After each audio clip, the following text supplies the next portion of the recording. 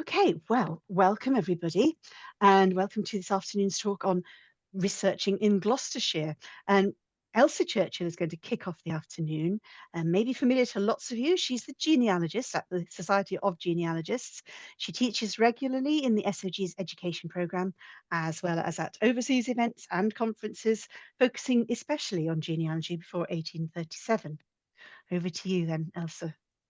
Thank you, Mary. Thank you, everybody who's joined this wonderful collaboration between the Society of Genealogists, Gloucestershire Heritage Hub, Gloucestershire Family History Society, in order to learn about resources for anyone with Gloucestershire ancestry. And we will also be hearing during this session from the Vision of Britain Through Time and the Victoria County History, also to discover how these can help you research in Gloucestershire. So it's my job to talk about the Society of Genealogists, which is the oldest and largest genealogical members society in the UK, which seeks to create a working genealogical research hub, concentrating on collecting resources relating on how to do your family history. So as you'd expect us to have all the textbooks, guides, journals and periodicals that you would need, especially looking at the idea of what your ancestors did in their lives to help you build a story of your family history. Anything from occupational records, education and apprenticeship, military service records, tax records, criminal records, poor law, newspapers, trade directories, church licenses, church court records, wills, you name it. We try and collect all the sources we can for all the counties brought together. And Gloucestershire is just one of the counties where we have many resources brought together for the family historian. And of course, we do encourage people to see what's been done before by encouraging people to write up their family history. And we have many pedigrees and genealogy research notes and papers within the collections. But I primarily focus at the moment on the resources for where your ancestors lived. As you know, place is paramount when researching family history. And for that, the Society collects UK and overseas genealogy resources and records, indexes, finding aids, copies and transcripts of vital records, be that birth, marriage and death, church, baptisms, marriages and burials, censuses, directories, and all sorts of other local records. In addition to prints, micropedia and digital items, there are manuscript records and relating to places which will form the focus of our search today. The library is quite remarkable. We have the library comprising of books, electronic and micromedia items, both on and off the shelves. For that, you will need to understand the catalogues, which will tell you what we have and where things are, whether in the offices at Wharf Road or in store. And of course, as a family history affiliate library, the family search catalogue, with many items digitized and made available to research by family search, means that items are available at our centre as well. But we are also an archive with manuscript documents, research papers and notes, and our special collections. And for that, we have some rather rudimentary lists, old paper lists that you can view from home in anticipation of our new archive catalogue, which we're working on at the moment. And we have a small proportion of our collections online on SOG Explore, with digitized collections, records, indexes, finding aids, and even items from the library digitized. There's no one place that lists everything that we have in the library, which means that the website is paramount, and hence the library pages on the Research Hub part of the website will tell you how to access our collections, give you the SOG Researcher's Handbook to explain how our collections are organised, the access to the library catalogues, the archive finding aids, and collection guides, and links to online resources put online for our members. And for those who cannot personally visit the Society's premises in Wharf Road, the library pages have information about our limited search copy service, that we can help you to make copies of items in the collection, and guidance on employing a professional researcher if that's necessary for you to do more extensive research remotely. So the SOG collects material relating to the places where our ancestors lived, and we generally keep everything in our collections grouped and listed according to the pre-1974 county boundary changes. So we actually retain the pre-1974 county and parish names in our catalogues and finding aids, as they largely were when our ancestors lived there. And by places, it's really usually the parishes where your ancestors live. So we very much use the IHGS parish maps as published in the Phillimore Atlas as a guide. So in our library, Bristol counts as Gloucestershire and will be shelved accordingly. Later parishes, which were moved to Warwickshire from the county of Gloucestershire after 1974, are still listed in our catalogue as Gloucestershire, though the catalogue will probably remind you and give you a note that the jurisdiction did change. But you do need to be aware of the various jurisdictions, including ecclesiastical courts, for etc., which are illustrated from the Phillimore and IHGS maps. And of course, everything we're going to sort of have for Gloucestershire is very typical of what we would collect for all counties. We are a national research library for genealogists. A typical county holding within our collection will include published material, transcripts and index of records, as well as surrogate copies of original records on microfilm and fiche, and increasingly digital. So, for example,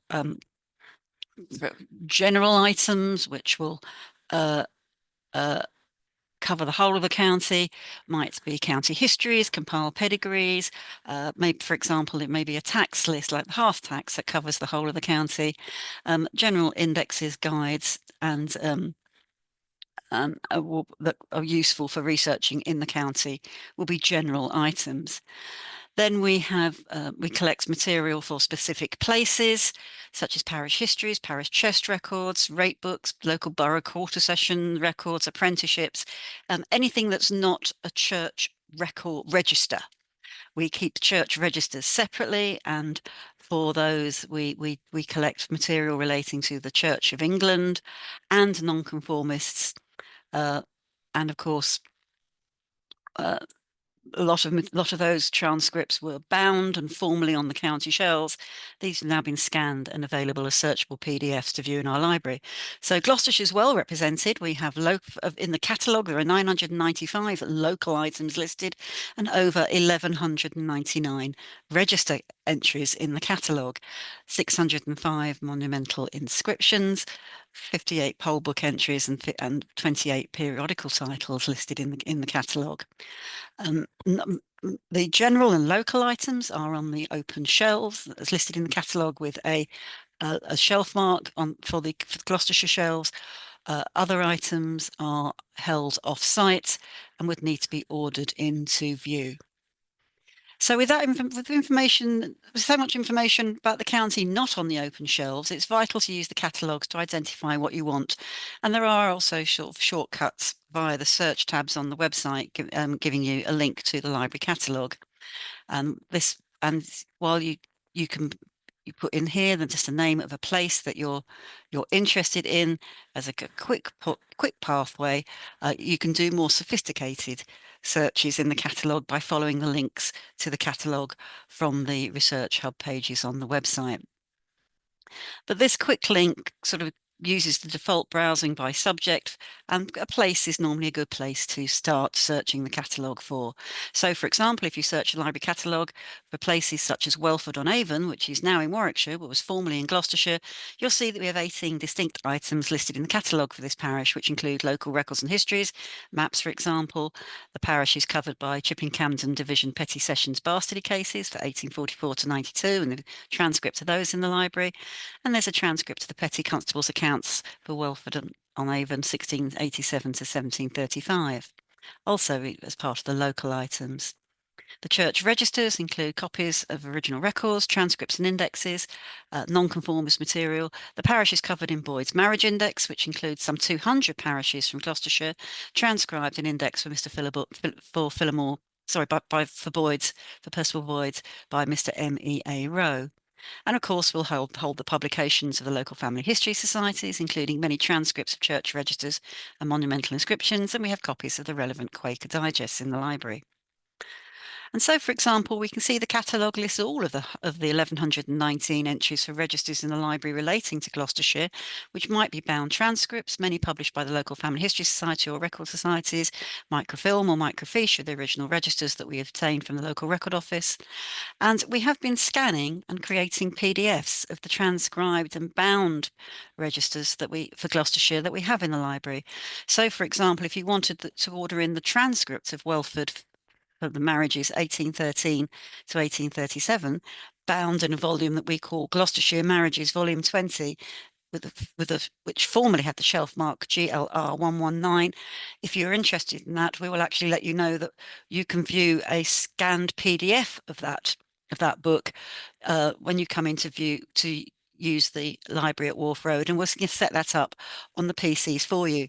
Thus, the 1119 items aren't taking up shelf space in the library itself. That's been one of the ways that we can downsize and reduce the footprint of the physical collection and make sure we can still afford a building in London. And the catalogue will list all the monumental inscriptions, for example. Again, these are mostly held off-site, and we've been scanning and creating PDFs of the monumental inscriptions. So if you wanted to view the monumental inscriptions for Abson, again, that was formerly on the shelf mark GLM 18, but it's held off-site, and we will bring down a scanned version of that for you to view in the library. And again, hopefully everything that we've scanned and the registers and MIs will eventually be able to go online through SOG Explore. In fact, we're testing putting the MIs up as we speak. Again, you'd expect us to have all the printed historical works relating to Gloucestershire, and for example, much of the antiquarian Ralph Bigland's antiquarian work focused on Gloucestershire accumulated a large amount of monumental inscription transcripts, and we have some of the original volumes of his 1791 work, historical and monumental and genealogical collections relative to the county of Gloucestershire, and of course the editions published by the Bristol and Gloucestershire Archaeological Society between 1989 and 1995 as well. So, which include, for example, lots of monumental inscriptions, whether it's for Wollaston, for the MIs within the church, in fact showing benefactors, the memorials within the church and outside the church.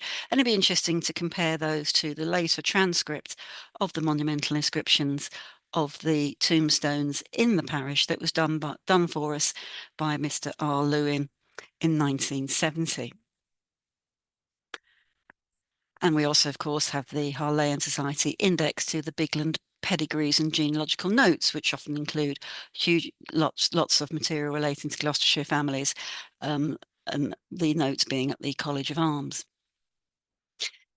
In addition to library access to the major genealogy websites, Ancestry, Find My Past, The Genealogist and My Heritage, for example, the SOG is also a Family Search partner and affiliate library.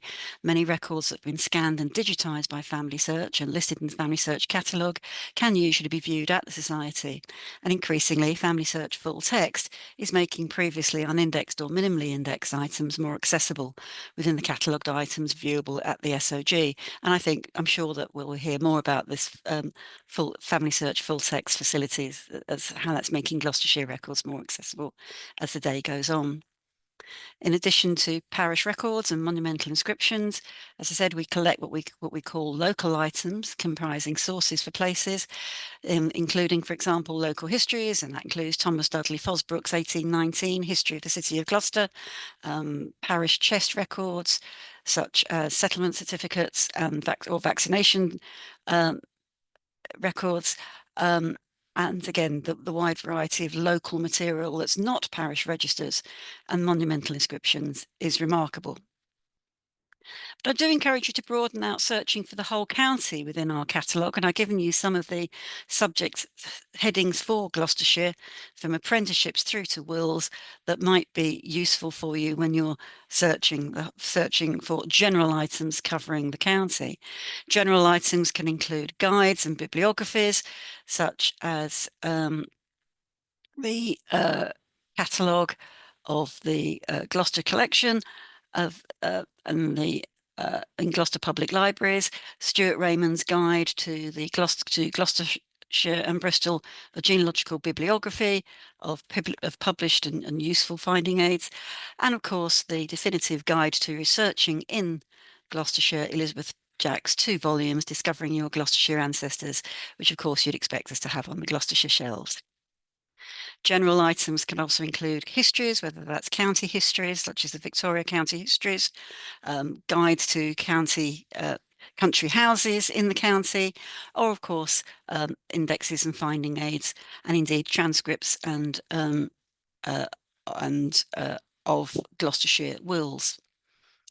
The Society of Genealogists will have all of the published probate indexes to help you establish if a will exists.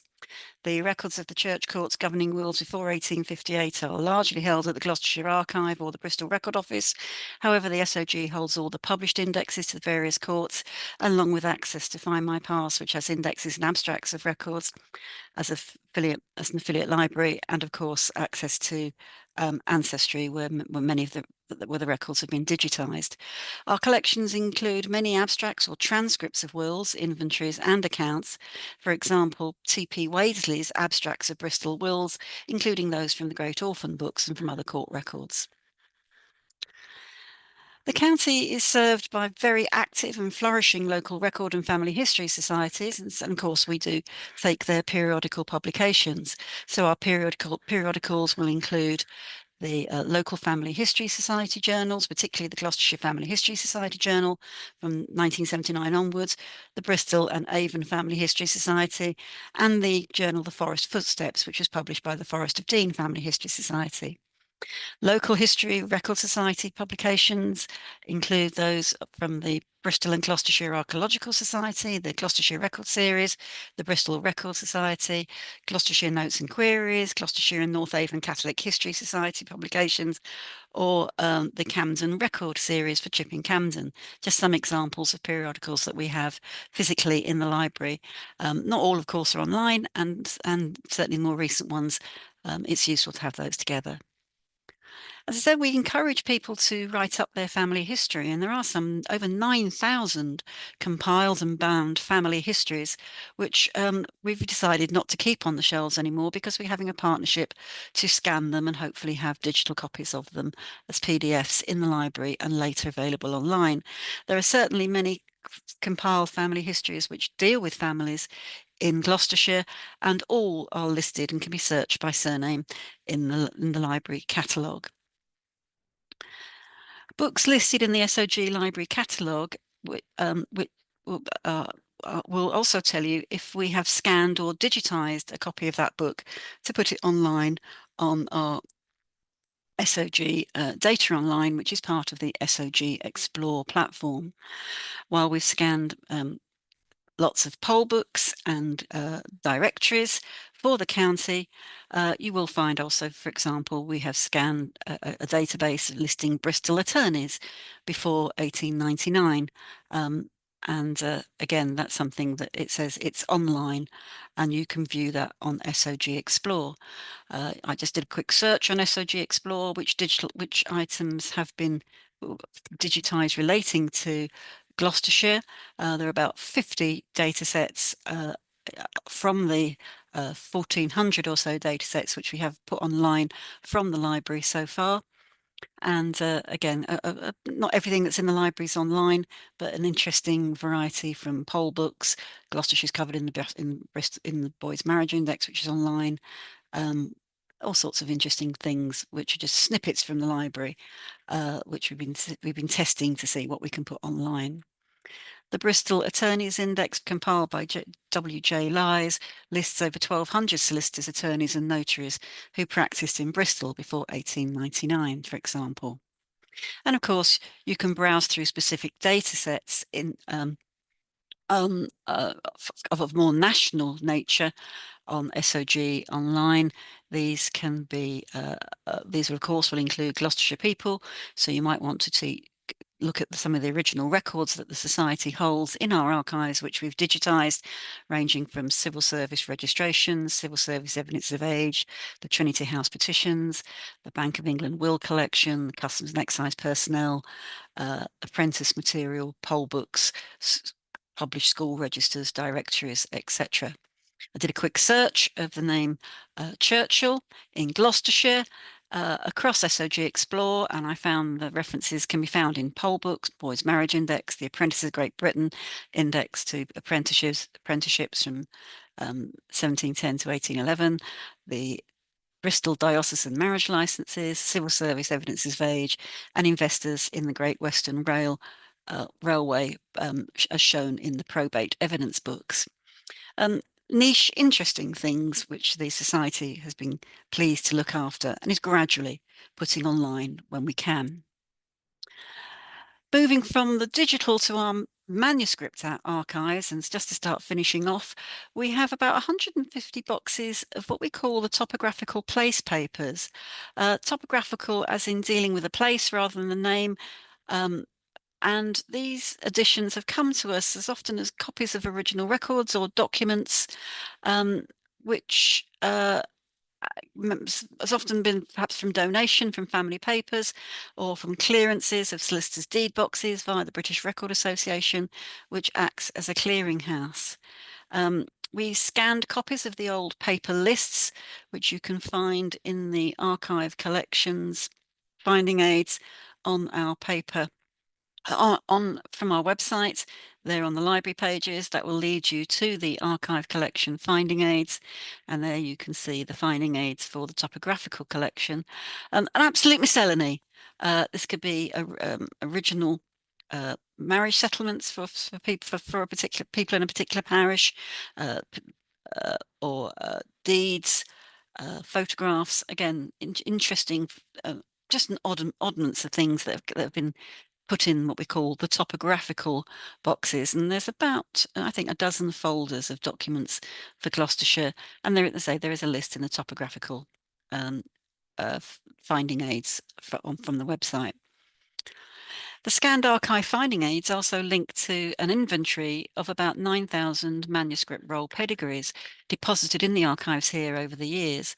These include several relating to families in Gloucestershire, including a 12-page manuscript pedigree of the Alcock family of Burton on the Hill and other places in Gloucestershire.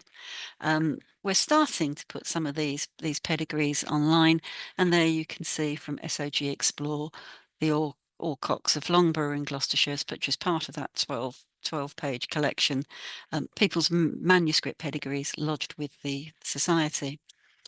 That's a very brief whistle-stop of the kind of things you'll find at the Society of Genealogists Library. It's definitely worth using the catalogues to search by place and surname, and start looking at the archive finding aids to see if there's material on your Gloucestershire families within the archive collections, and also see if you're a member, if we have digitized material that's available for members on SOG Explore. We've been delighted to be part of this collaboration. We hope that you can come to see us and work at Wharf Road, and we have a researching day appertaining to Gloucestershire. We'll have an exhibition of some of the things I've spoken about coming up in later this month, and of course there is the visit to Gloucestershire Archives, which we've been organising as part of this collaboration. So thank you for listening to us about the Society, and I'll hand over to the next speakers. Thank you, Elsa. Thank you very much indeed for that whistle-stop tour. I'll just pause the recording at this point while we hand over. Okay. So now we have John Putney, who is the Community Heritage Officer at Gloucestershire Archives, and he's going to talk about treasures of Gloucestershire Archives Heritage Hub. Over to you, John. Thank you very much. Sorry about that, folks. I'm not really a Luddite. I am okay with IT. It's the RIT isn't good with me. I'm from Gloucestershire Archives. I've been there now 24 years. Came in initially as a somebody who's colouring in catalogues, which was great fun, but I've been through everything. So this presentation, and like Elsie's wonderful presentation earlier, this isn't going to be a blow-by-blow of what we got. It's more of a look at our sort of more important, what I think are more important famous things, but it has got a little bit of how to use this and everything. So I'll start straight into it, a little bit about us really. So this aerial view from this late 1970s shows our site with a sort of the long building in the centre there. There has been a few alterations. The two grey buildings either side have now gone, and the big sort of diagonal building you can see there is one of our storage areas. So really in 2018 we underwent a major refurbishment funded by the Heritage Lottery Fund, which basically remodeled the public areas of our site, added 3 new strong rooms, which gives us on-site capacity for the foreseeable future, and also built us a dedicated conference facility. And as a result of all that, we are now technically known as Gloucestershire Archives at the Heritage Hub, but obviously most people still know us as the Archives. So we have 6 partner organisations on site with us, as well as ourselves. There's the Gloucestershire Family History Society, which Mia will speak about in a little while, the Gloucestershire Local History Association, the Gloucestershire Police Archives, the Gloucestershire Victoria County History, which Simon will talk about, and also the Friends of Gloucestershire Archives organisation. And together I think we all rub along fairly nicely, and we have a lot of good fun doing it as well. So a bit about us. So the Archives itself opened as Gloucestershire Record Office in 1979. Prior to this, records were stored in several places in the county: the City Library, Shire Hall, Little Dean Jail, and even the nuclear bunker complex at Ullenwood on the Cotswold Escarpment. I went up there once, and it's one of the most spookiest places I've ever been to. None of those are sort of our things now. We've got everything completely on site. In 1917, because of that, we moved into what's the old council school at Kingsholm. Got this nice photograph of the school being opened on 11th October 1926.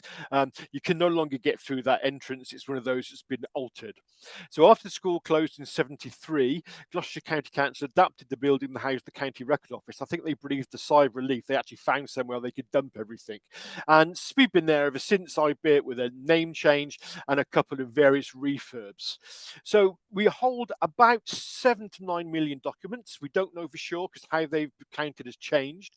And we've got 14 environmentally controlled strong rooms with about 13 miles of shelving, mostly on rolling racks.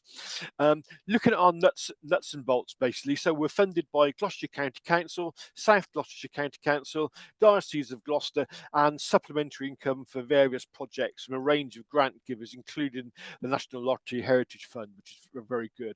Our current budget is just £670,000 per year. So in 2005, it was 1.2 million. So essentially, our budget's been halved, and we're doing a lot more with that money. So we've got 16 full-time equivalent staff, supplemented by various fixed-term posts supported by income generation or external funding. So it gives us 24 staff at present, of which 15 are professional staff. We're obviously a nationally accredited service meeting BS 5454, and our aim, our tagline is to gather, keep and share the county's written heritage, whether it be hard copies, what we're useful, or born digital. And just to sort of play our trumpet here, we are one of the leaders in the research of actually how do you store digital archives. We've done a lot of work into that, and say we are well, I'd say we're a global leader in it, to be honest. So how can you use this? Well, online or in person, depending on what you want to do or find out. So I would always say visit our website. It's not like the old-fashioned website. It's got lots of good information, how to find us, how to use us, parking, registration, and how to use our document pre-ordering system. I always say contacting us. Email is best because we can't always guarantee to get to a phone before it rings out and sends you to somewhere else in the council. But we do pride ourselves on our very friendly staff. And we always say, you've got a question, just ask us, be that in person or by email. That was me doing a highwayman for a local school, which I quite enjoyed doing. So we are part of the Archives and Records Association ARA scheme. So registering for an ARA card, you probably know, can be done online initially or in person. But of course, we do need to see ID on first registering. This is because we're not a library. Our documents are irreplaceable, so their safety and security is our prime concern. In the past, we know people have tried to steal them and even tried to cut bits out of them. Luckily, that's not been done in at least the 30 years that I know of. We do ask you, if you want to see original documents, to pre-order them. Essentially, this allows us to manage our document production and return more efficiently, which ensures document care. Make sure everything's got back in the right place and it's well packaged and protected. And I would always say, use our online catalogue to do this. It's gone through a few iterations and it's now boiled down to something that's extremely useful and very easy to use. You can look through the archives, you can find in things you want to see, you can then pop them into a shopping basket, and then you can actually email us saying, I'd like to see these documents on this day, here's a second day. If there's any issues with any of it, we get back in touch with you. So it is a fairly good system now. Okay, so this is the main just thrust of my talk. So what have we got? Well, this is a really scattergun approach of things. So our resources include all the usual records, which Elsa had looked about. So parish registers of baptisms, marriages, burials, bishops' transcripts, electoral rolls, jail registers, wills, inventories, census returns, and all these basic family history sources are now on Ancestry. It's free to use at the hub, which is at Gloucestershire Archives or the Gloucestershire Family History Resource Centre, which is co-located with us. And also, if you can't make it into Gloucester, or most of the Gloucestershire County Council libraries have access to it as well. Moving on to the good stuff, as I call it. So maps, we've got 24,698 as of about 2 months ago. Maps there. Earliest when we hold 1495, the earliest recognisable map 1574. And we always say to people looking at maps, the main purpose is usually they were drawn up for a specific purpose, usually for land ownership, but there are other reasons. And we do say that this is good enough for them at the time. It often very rarely matches why we want to look at a map today. So, we always say you might find what you're looking for, you might be disappointed, but it's well worth looking anyway. Here's the case in point. This is our earliest clear map. It doesn't look much like a map to us in our days today, but it shows land to the southwest of the town of Lydney in the Forest of Dean. Drawn up in 1574, it basically shows open field strips occupied by individuals. There's no north given on that at all, like many early maps, and the only reference point is the little thing in the middle there that says Lydney Marsh. Well, we know where Lydney Marsh is today. It's still there, but this map has basically been done at a different time. It's now Lydney Marsh is about 2 miles away from where this Lydney Marsh is. So again, it's interesting, but you can still see the general shape of it. And again, this is the sort of thing that it's great to look at and play around with. This is another very early enclosure map. So Homesteland, which is part of the manor of Todingham, this was redrawn about 100 years after this in much brighter colours. But it shows you one of the very early enclosure maps, which wasn't part of the enclosure movement. We've got a range of other maps. You say enclosure maps, tithe maps, OS maps, estate maps, sales particulars, quarter sessions, deposit plans, insurance maps, special maps. We've got loads of them, and they are a wonderful resource, which a lot of people do take advantage of. And on this point, I will sing out for a website called Know Your Place, West of England. So this is a free comparative mapping resource for Gloucestershire. Brackets other western counties are available if you really want to look there. And this allows you to overlay old maps on a modern map, and there's lots more on it indeed. So it's got the following maps: enclosure maps, tithe maps, OS maps, the 3 main editions, plus Old Cheltenham Survey Board of Health map for Gloucestershire. The only drawback to it is it doesn't give you the reference number of the map you're looking at, which is a little bit annoying. But if it's OS maps, then you can go onto the National Library of Scotland site, and that does give you that information. The Know Your Place also has community levels, and you can just see on that picture there some little sort of green dots there, where you can upload photographs onto it, and it goes through a bit of moderation, obviously, but then you can sort of have photographs of like a local place or a local event, and it's very good. And there are other levels of this. So there is a women's suffrage map, there's a World War I soldiers map, etc. So again, it's a very, very useful resource. Local history, well, this covers just about everything else. Quarter sessions, petty sessions, local government records, coroners, old newspapers, sales particulars, deeds, parish overseers records, board of guardians, town and parish council records, company records, estate papers, family letters and papers, private diaries, photographs and prints, local books, local ephemera, and sort of everything else you can think of.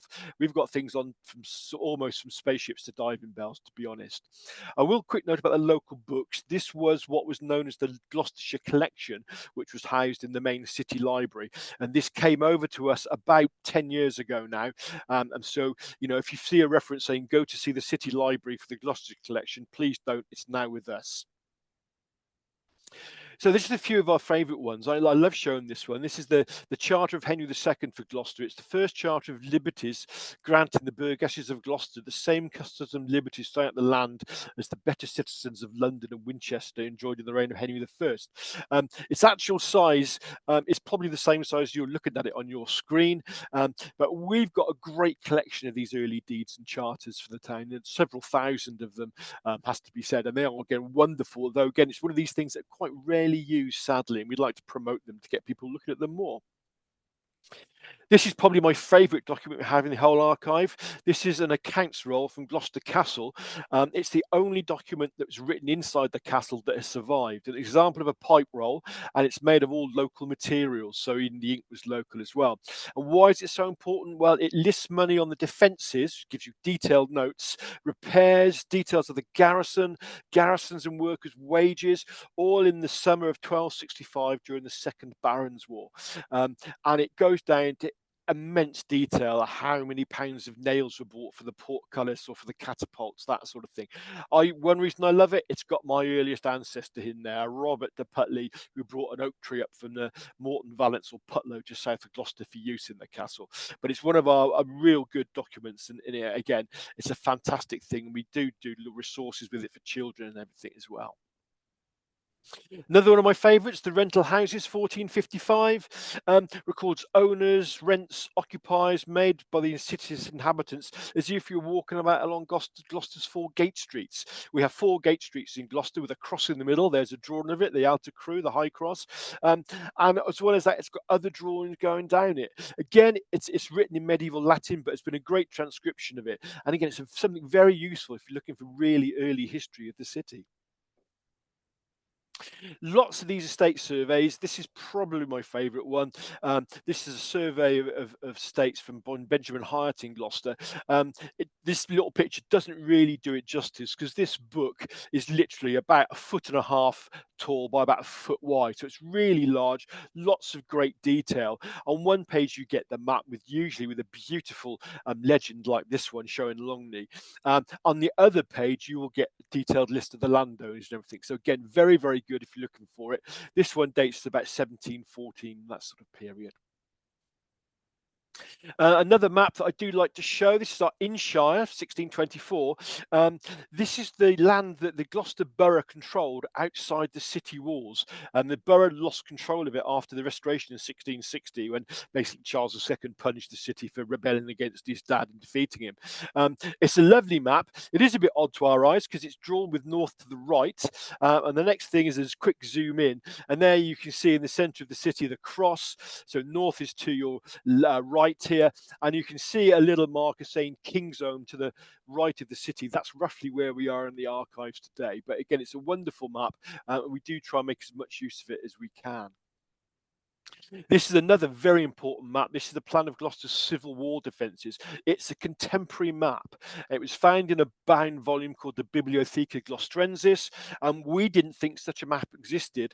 And somebody found this volume and it was purchased for us by our friends' organisation. And we know now that this is a real contemporary map.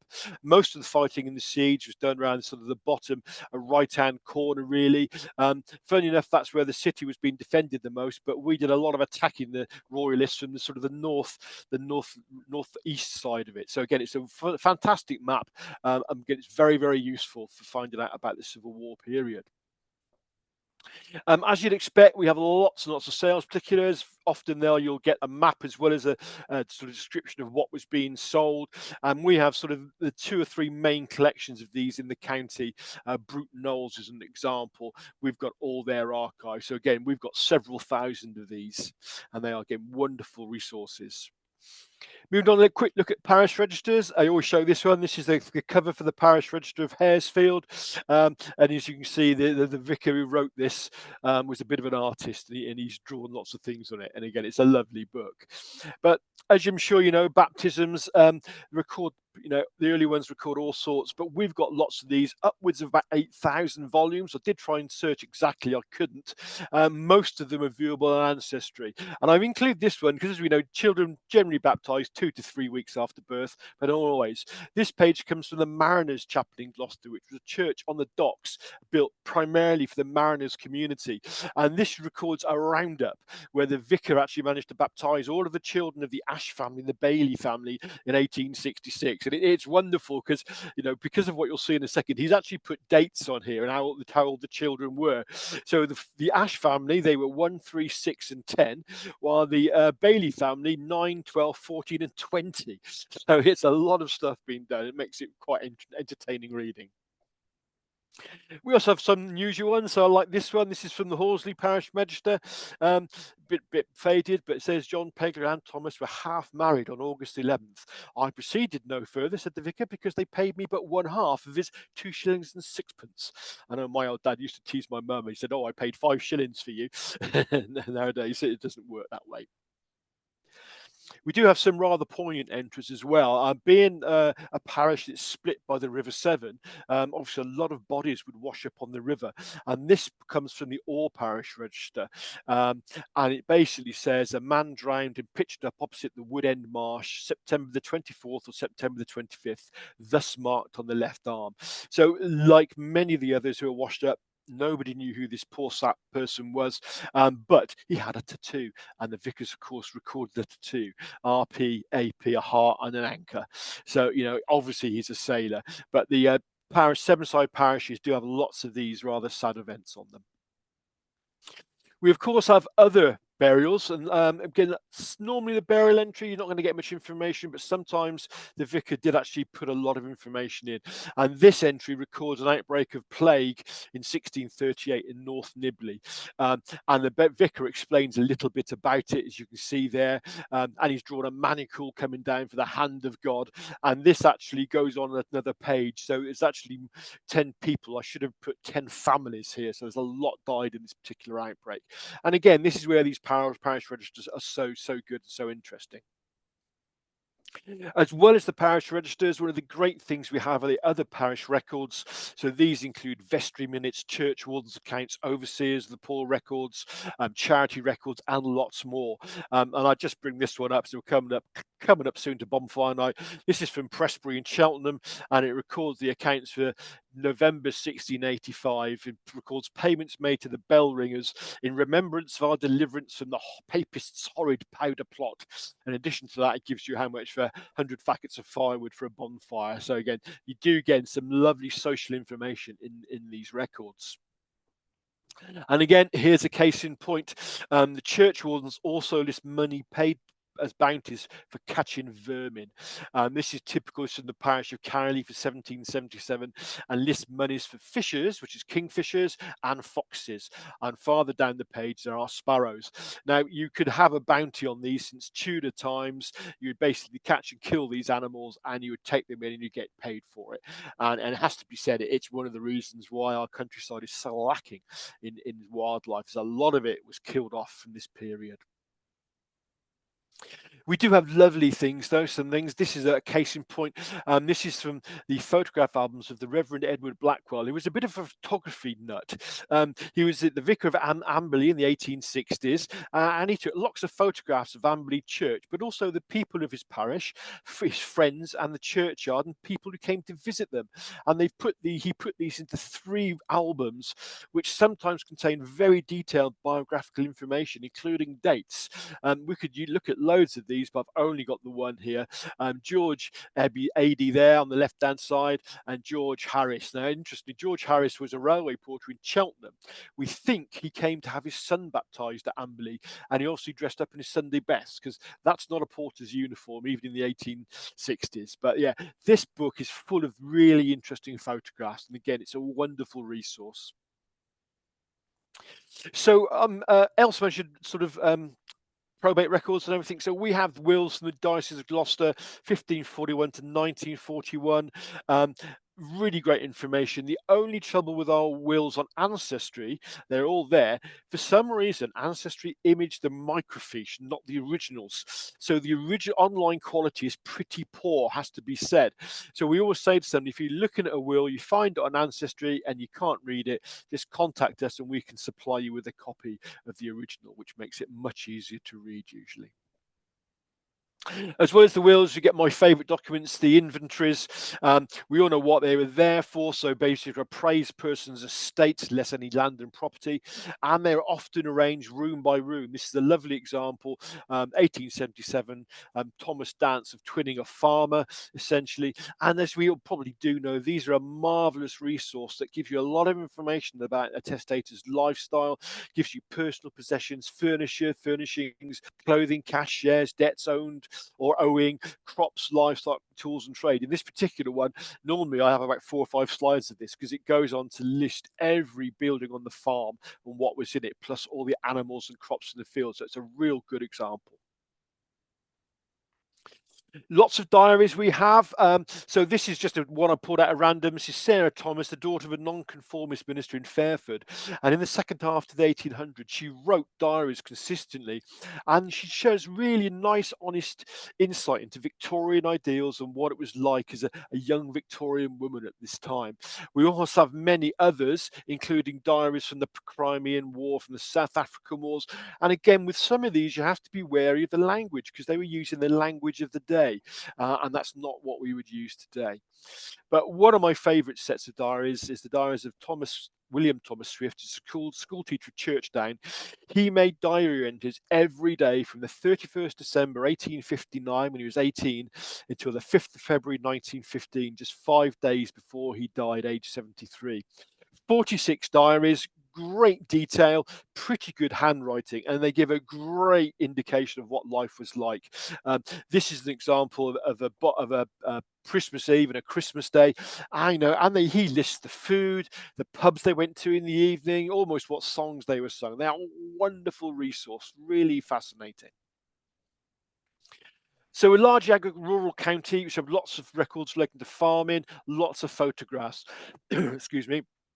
This is an example of haymaking on the Chase Farm, Charonworth, which is one of the villages right in the top half of the county, down to things like this is W.S. Browning Sons of Stonehouse traction engine powering a Marshall's threshing machine. So lots of images of agriculture and lots of records of agriculture. Of course, Gloucestershire also had industry. Lovely picture of the Chalford Stick Company here. Not a works outing, but a photograph of the employees, which again is not always the common sort of thing. Sadly, there's no information about who was who. But one of our greatest collections is the Railway Carriage and Wagon Company Limited. They began making rolling stock in 1860. They remained sort of in business till 2001, but in 1861 they started to take photographs of all its products. We've got 117 albums in total, and the photographs and the records that go with them are used by railway historians, heritage railways all over the world today. And they do make a fantastic resource, has to be said. Excuse me.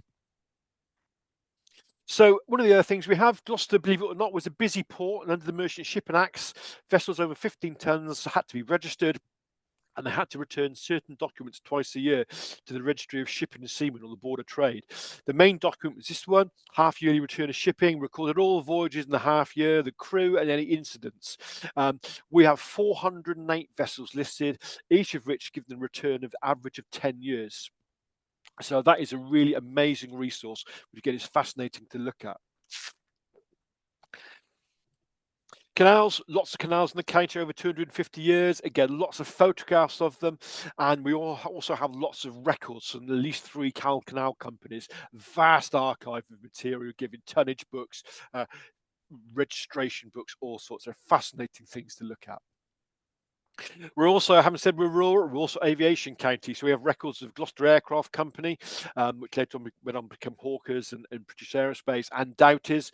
An example here, a company drawing of the Gloucester 4 seaplane, which competed in the 1927 Schneider Trophy, losing out to the Supermarine S5 because our Gloucester aircraft had a cracked propeller.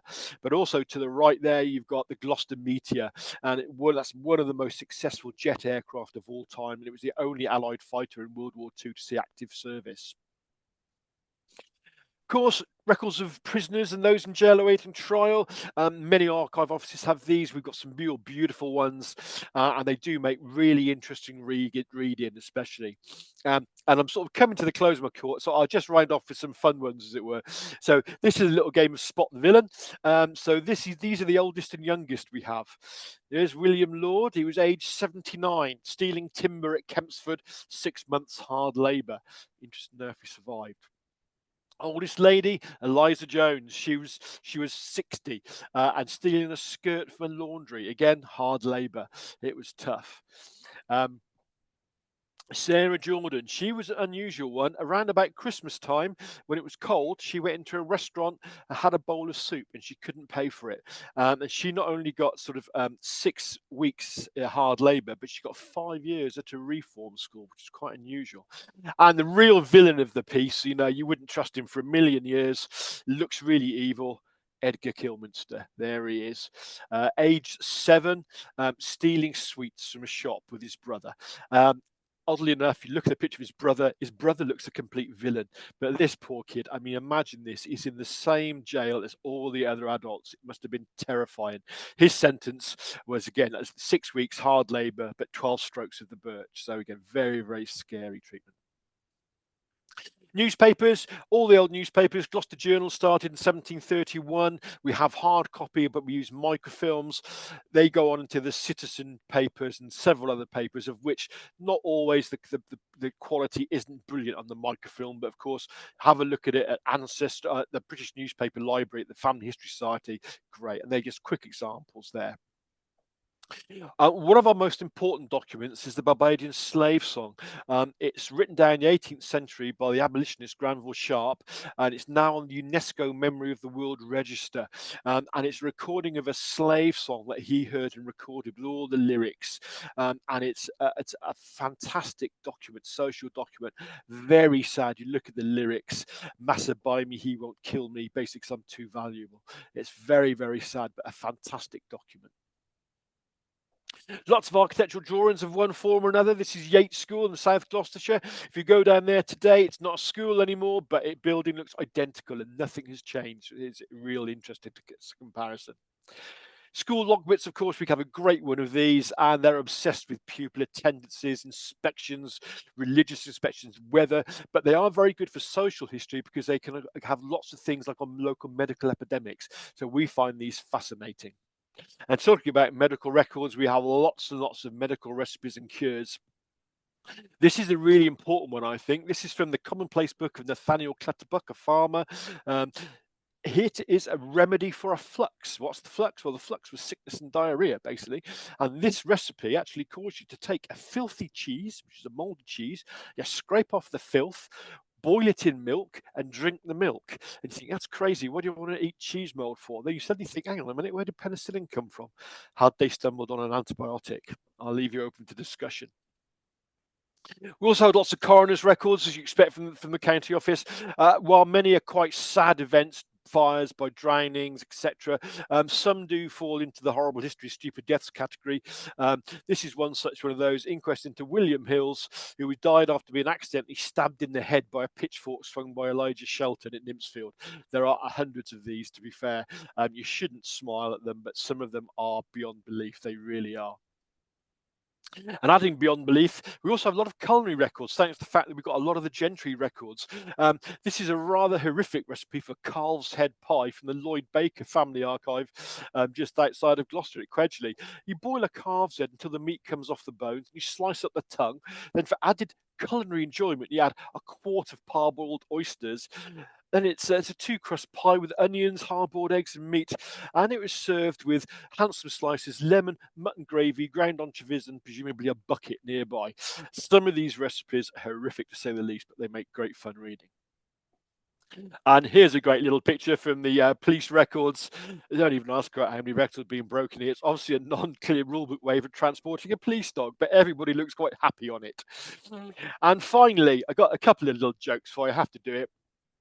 Be nice to archivists, they can erase you from history. And once upon a time, some children were asked what archivists were like. This is the result. Archivists, dusty, don't talk much, they whisper, don't drink alcohol. They're strict. Radio 4 listeners, watch Time Team, boring, old, tank tops and sensible shoes, organised, perfectionists, single with a cat, bus pass or a Morris Minor, whinge. I can agree with that one. Coach trips for holidays. So that brings me to the end of this little presentation. I do hope you've enjoyed it, and I will stop sharing and hand back to our host. So thank you very much there. Thank you very much indeed, John. I loved your enthusiasm, and that was fascinating. And the jokes were hilarious at the end. Thank you very much. Okay, so thank you. I will just pause the recording at this point. Okay, so next up we have got Mia Bennett, who is going to talk to us about resources at Gloucester FHS Centre and online.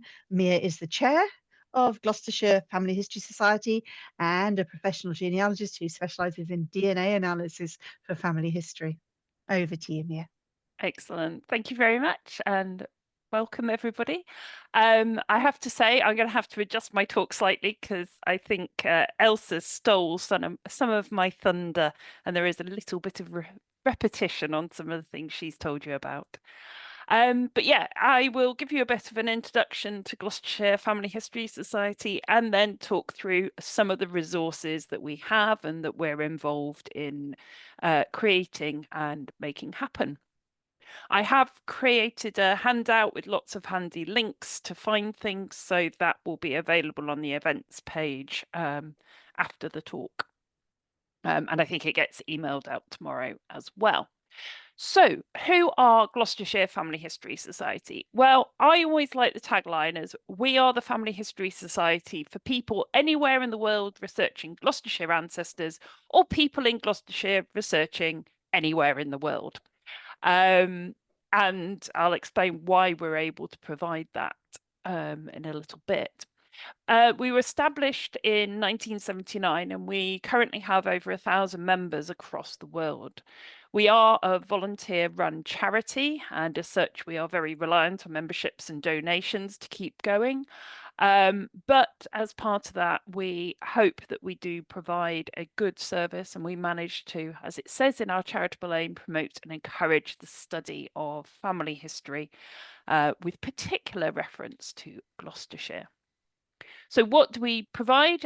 We have a quarterly journal packed full with lots of articles, quite often written by our members about their ancestors from Gloucestershire. I do a DNA feature in there each month, and it's a really good place to get some ideas for researching. We also do a monthly newsletter. It's well worth signing up for that. You don't need to be a member to get the newsletter. And in that, we tell you about all our regular Zooms and in-person talks. The Zooms normally either have a Gloucestershire theme or a more general how to research your family history theme. And we've had some fascinating talks over the time. So feel free to sign up for those. The website is our main portal into the society. Do go and click on the different tabs. Some things aren't always completely obvious how to get around things. We are looking at that, but the information you're looking for will be there somewhere. So one of the things that I want to talk about that we do, and which is a big part of what we do, is our projects. And we've been running these pretty much since the start of the society. And a lot of these are resulting in transcriptions of records. I'll talk a lot more about each of the resources as we go through. But we're still doing those projects now, and often they are in conjunction with local organisations. Again, it's all volunteer led, and some of them you need to be in person and able to come into the Family History Centre, but we do look for remote help as well, especially on some of the transcriptions as we go forward. So give you an example of a recent project that we have been involved with, was a joint project with Voices Gloucester and quite a number of other partners, which was called We Are Gathered Here. Now, it started actually with another project that we ran called the Westgate Street Project, where volunteers took different inhabitants of Westgate Street. So John said about the cross, and you got the 4 streets. One of the 4 streets coming off is Westgate Street. The others are nicely Northgate Street, Southgate Street, and Eastgate Street. They were very inventive on their names in Gloucester. But the Westgate Street Project pulled together these biographies of the people that lived there. And we wanted to get some illustrative, we wanted to bring that history to life. And the concept that came up was to have these silhouettes of those citizens. And we got the silhouettes cut out, and on the back of them, those biographies was added to them. Now you can see a picture of them here in the Lady Chapel in Gloucester Cathedral, but initially they were actually at St Nicholas Church, and now they're moving around different venues. I'm not sure exactly where they are at the moment, but they have proved. And the reason that they got brought to life so well was we actually worked with the local Gloucester College and the art students, and they were given these biographies to create an artist impression of each of these citizens. And they are absolutely stunning. So from the back, they're all black. You come to the front and you see this burst of colour. We are Voices Gloucester have actually put the images and the biographies on their website now, so you can go to their website and scroll through each of the images, and when you hover over the image, the biography jumps up. So that one in the middle, if I took my mouse off it, it would show the image that is related to Frederick Winfield. So if you've got ancestors in Gloucester, it's well worth going to have a look at that website.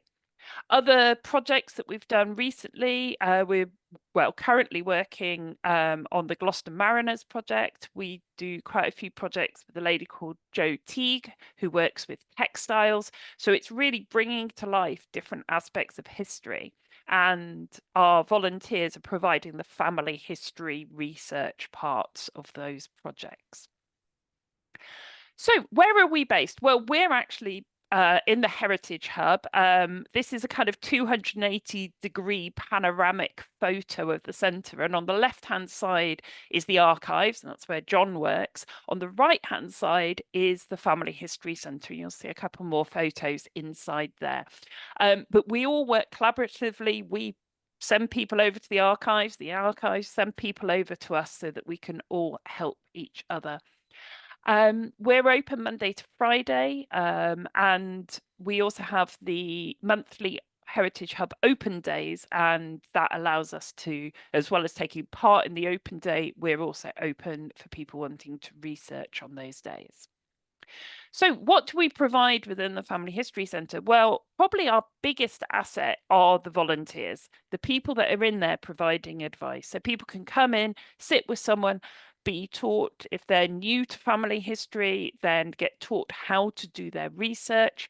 But if it's someone who's a lot more experienced, then we might be finding those more unusual sources and resources for them.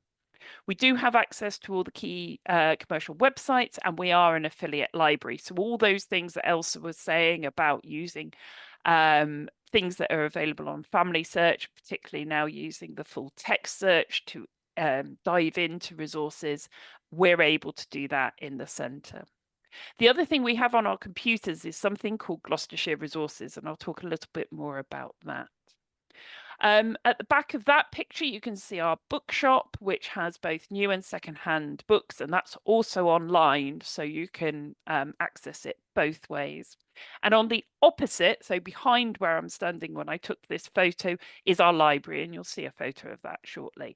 If you look on about the Society, the library, that's on the website. That's where you get to the catalogue to find what we have. And a lot of the books that Elsa showed earlier, you will also find on our library shelves.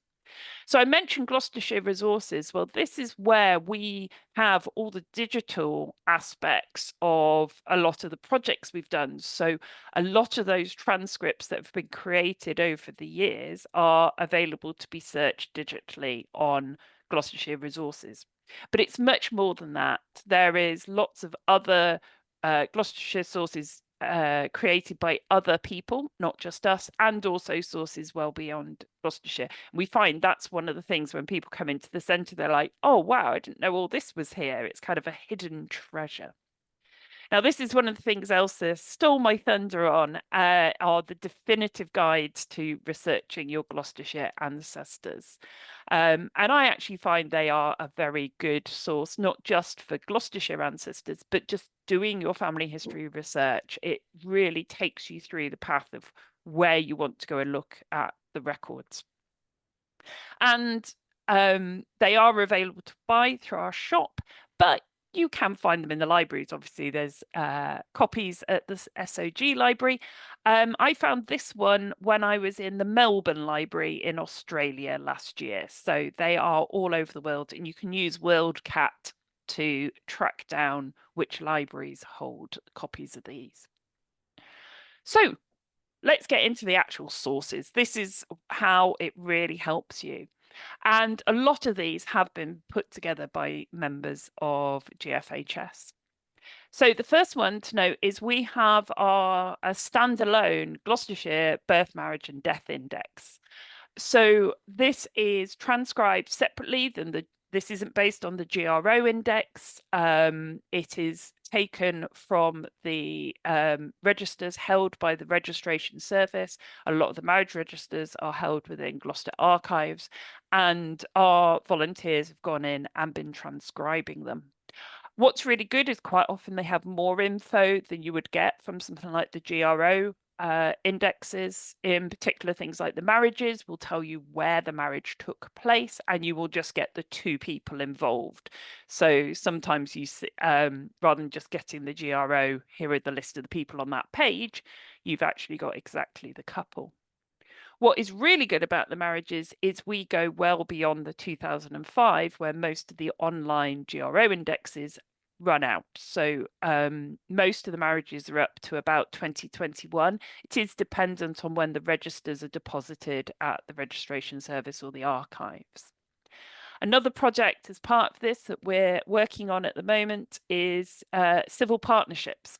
They have now transcribed the first batch of civil partnerships up to 2013. What we haven't done yet is worked out how we're going to integrate it into the website, because at the moment there's just the 3 categories of birth, marriage and deaths, but the intent is to get those onto the website. One thing to note, you can only search plus or minus every 2 years because it has to be in keeping with the GRO index if you're searching online. However, if you come into the Family History Centre, you can search all of these indexes.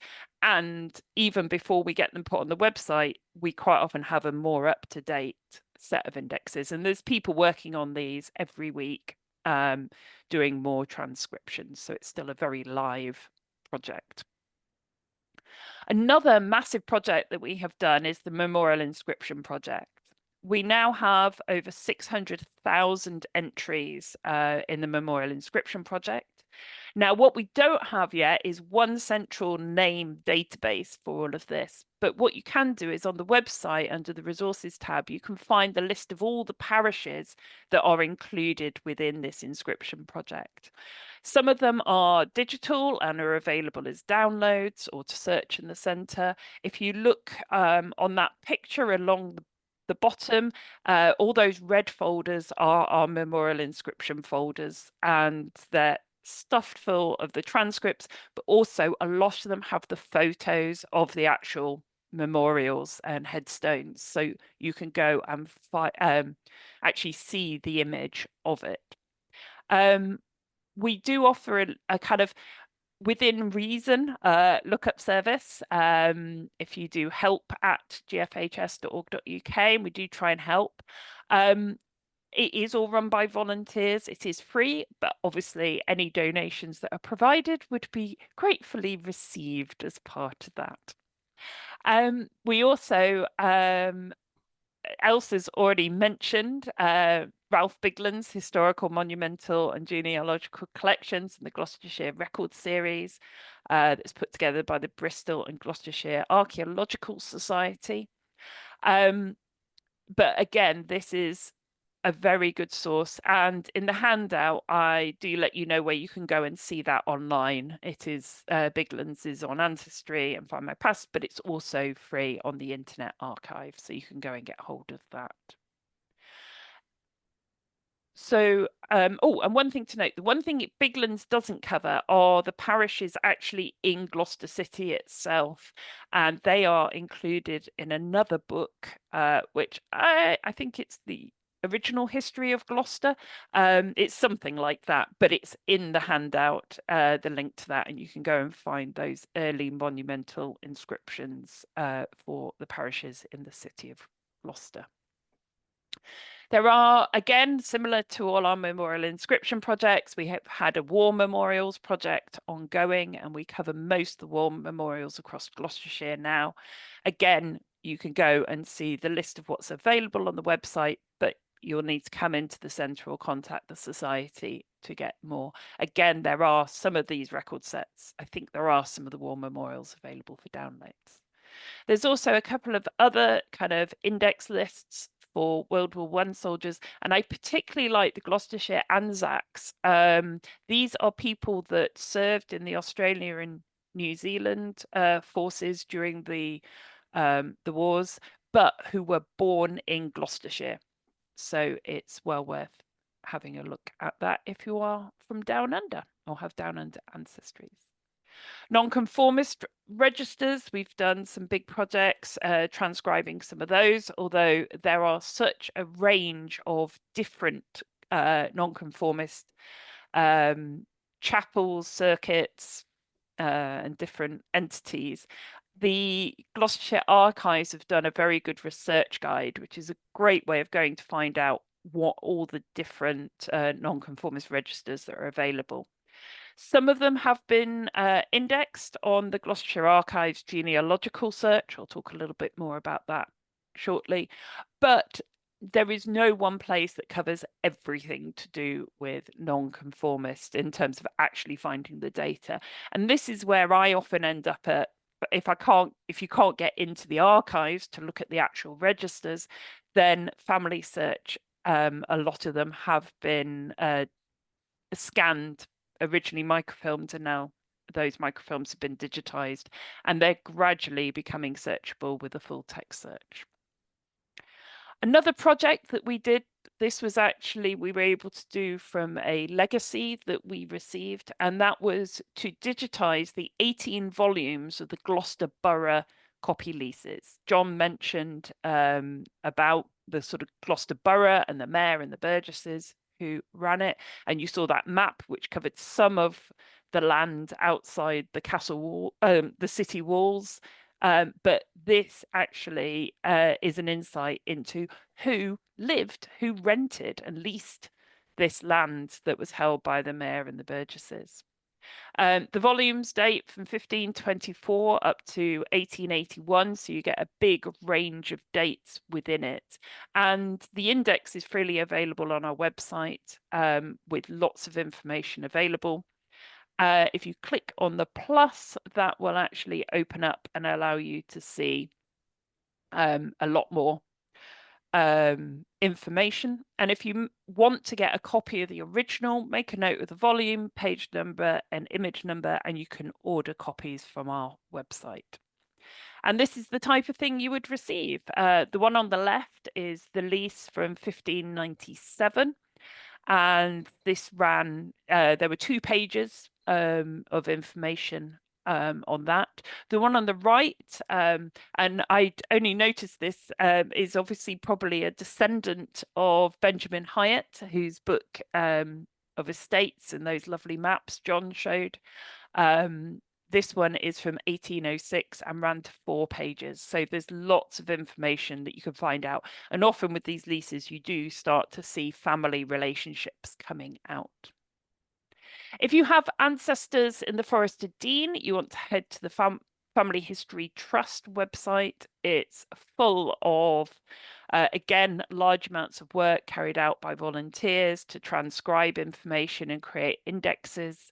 Their photo gallery is packed full. There's quite a lot of memorial inscription photos on their headstone photos, but also family photos, people, industries, buildings, churches. There's lots to go and find out. It is a standalone family history trust. However, the Family History Society are now sort of long-term custodians of it to make sure that it continues to survive. And we're very lucky in that our webmaster for our website also is the webmaster for this site now. Where else can you go and get useful information about the parishes in Gloucestershire? Again, you can see there's the Phillimores map. Well, online parish clerks are volunteers who concentrate on one particular parish and pull together information about that parish. And our online parish clerks of Gloucestershire are hosted on the Genuki website. So you want to head to the parish you're interested on Genuki, and you'll often find that there is additional information if it is a parish with an online parish clerk. Some of those are still active now, some aren't. If you have a particular interest in a parish, think about volunteering to be the online parish clerk for that parish. Something that is relatively new that we have started to do is a kind of focus parish of the month. In our Facebook group, we feature that parish each month, asking for people to contribute things they found out about the parish. If they've got ancestors, we get quite a lot of healthy interaction within the Facebook group. And then every 3 months, our social media lead pulls together the information that has been shared in the Facebook group, and she actually produces a lot of the content and pulls it together for a report in the journal. And each part of that report, one for each parish, is then added to our website. So you could go and see that information. So not all parishes are covered yet. It is a gradual thing that has been, I think it's been going about 2 to 3 years now. So there's a reasonable number of parishes, but we've got a long way to go to cover all of them. But it's well worth going to have a look. So, sorry, I can hear some funny ringing. I'm hoping that's just someone's phone lines open. So yeah, so Gloucester parish registers, as John said, they are on Ancestry and have very good coverage. One thing to note with Bishop's transcripts is the South Gloucestershire parishes that are held by Bristol are actually, the Bishop's transcripts are actually in the Gloucestershire section. So if you do find an entry for a parish that is in the south of Gloucestershire, make sure, have a look to see if you're looking at the Bishop's transcript or the original parish register. One thing to note, when you are searching in both the Gloucestershire and Bristol parish registers, if you put the parish name in the place of birth, it won't find the baptism or the marriage or whichever kind of place you put the location. So burials, you'd put it in death. It won't find the parish, the entry. So what you need to do, and I'm not sure why it doesn't pick up those parish names. So what you need to do is you need to say researching Gloucestershire, or leave it blank if you're actually in the record set, but put the parish name under keyword instead. And if you search with it in keyword, suddenly all the results you're looking for appear. Now, this isn't just Gloucestershire and Bristol, this is true of Somerset and Wiltshire, and I found on the new Cambridgeshire and Huntingdonshire, it's also the case. So it's just a clue when searching at Ancestry, don't put the parish name in the field, put it in the keyword. Another project that we have done over a number of years is actually doing indexes of the parish registers.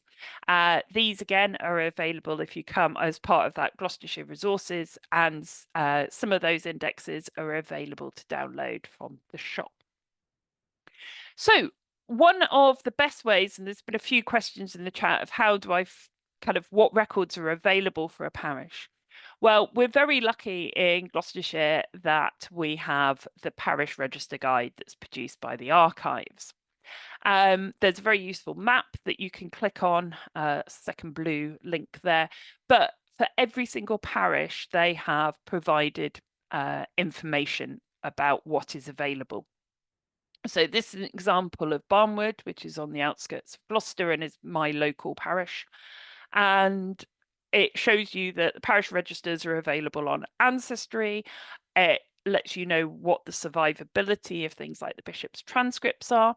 But one of the most useful things is it gives you the finding reference. Now, P35/IN/1 is actually the parish register finding reference for the catalogue at the archives. The IN stands for incumbent and the 1 is the parish registers. But if you just search for P35, you'll find in the catalogue everything to do with the Barnwood parish. And so I find using this parish register guide is a really good way of getting that code and then being able to go and find all the other things. So that includes all those other parish chest records that John was talking about, things like the overseers, church wardens, but also quite often more recent stuff. Quite often you get things like the parish magazine copies are in there, and and sort of notes of parish council meetings and different things that you might not expect to find but can help certainly your more recent ancestors. As you keep going through, it gives you more information. It gives you an idea of which nonconformist registers you might want to look at that would cover that. And there is this very good nonconformist guide I mentioned earlier. The other thing there that is very useful to see is all those mini research guides that have been put together by the archives. And if you haven't got Liz's book to hand, they are very useful to go and look at. So what else do the Gloucestershire Archives? I mean, I know I'm talking about Family History Society, but we do work in conjunction and there are resources at the archives. The catalogue has been done very well. Things like probate records are well indexed, abstracted within the catalogue. But one thing to note is when you do a search, it will default in its results to the archive records. But actually, when you get your results, you'll see 6 separate tabs that include local studies and index, names, places, and subjects. You want to go and look at all of them, and particularly the index one are linked. If you can see on this screen on the bottom right, there's 9 of 17 boxes, which are specific indexes that the archives have put together. And that includes workhouse records, asylum, vagrant, school admissions, and much, much more.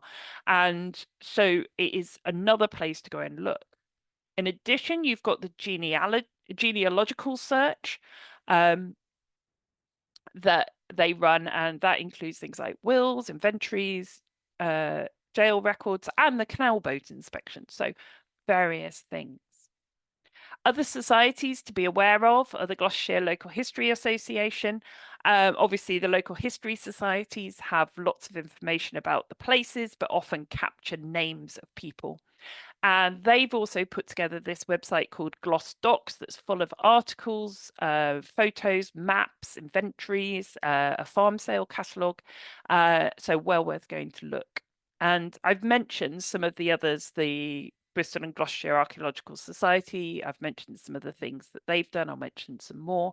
And the Gloucestershire Society for Industrial Archaeology have lots of things on their website. I particularly like they've got a list of employees of Stroud Water Company, which is one of the canal companies, as well as lots of photos. So there are other places to go and have a look. From a land records, we're very lucky in Gloucestershire. Ancestry has the land tax records digitized. The tithe maps, we've mentioned Know Your Place, but in conjunction to that, the archives have produced yet another searchable database that has all the details of the apportionments that go with those tithe maps that you can see on Know Your Place, and they make a wonderful pair.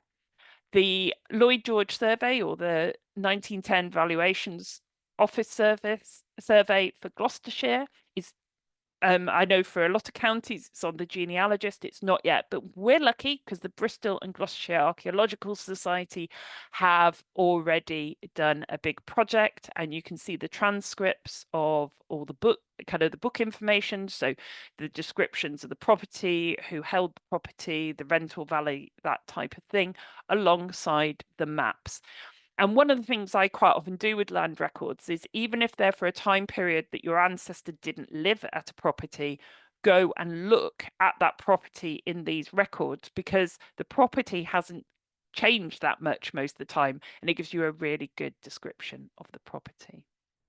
We've also already had probate records mentioned, but one thing I would say is, do use the abstracts and search for the people in the Gloucestershire Archives catalogue as a way of them finding them on Ancestry as well.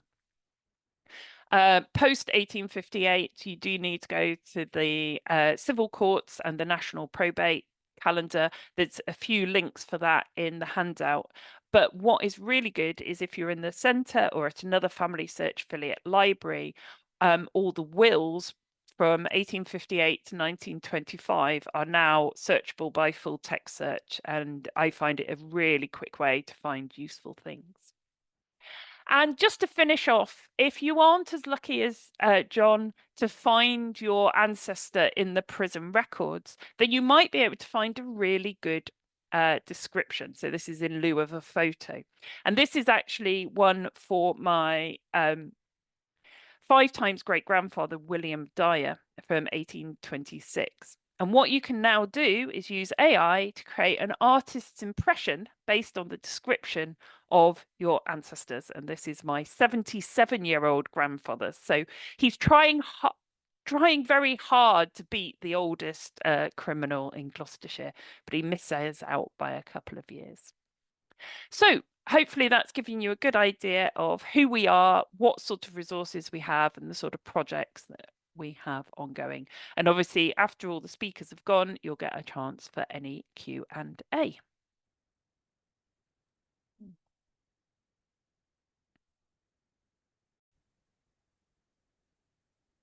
So our next speaker is Simon Draper, and who's going to be talking about Victoria County history. And Simon is the Victoria County History General Editor for Gloucestershire.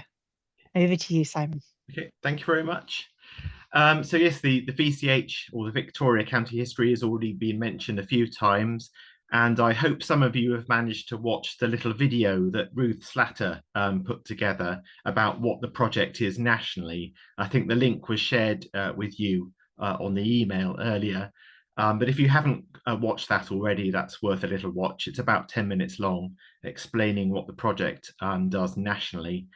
But the VCH, we've got the name of Queen Victoria in our title because the project was founded in 1899, and so that's why we have her name in our title. But we don't just research Victorian history, which some people think we do. We research the history of England right from prehistory up to the modern day, and it's been dubbed the greatest project in English local history, aiming to create an encyclopedia of England's history, county by county, and then parish by parish. I'm afraid it is England only, this project. It hasn't extended into Scotland or Wales yet.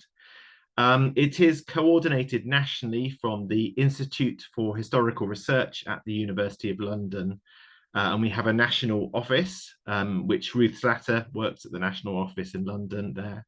But actually all the day-to-day work of the VCH is organised county by county. It's up to each county to staff itself and to fund itself. And each county will have a charitable trust that's set up. So we have something called the Gloucestershire County History Trust in Gloucestershire that pays for all the research to be done. And so we rely on the donations of the good people of Gloucestershire and beyond to keep us going. And as was correctly said, I'm the county editor, but my role is mainly to coordinate a team of 4 or 5 professional historians, who are each researching parishes as we speak for our next books. And then I oversee their work and edit it and make sure it's sort of up to scratch before it's published in book form. So I'm just the coordinator, I suppose, in Gloucestershire.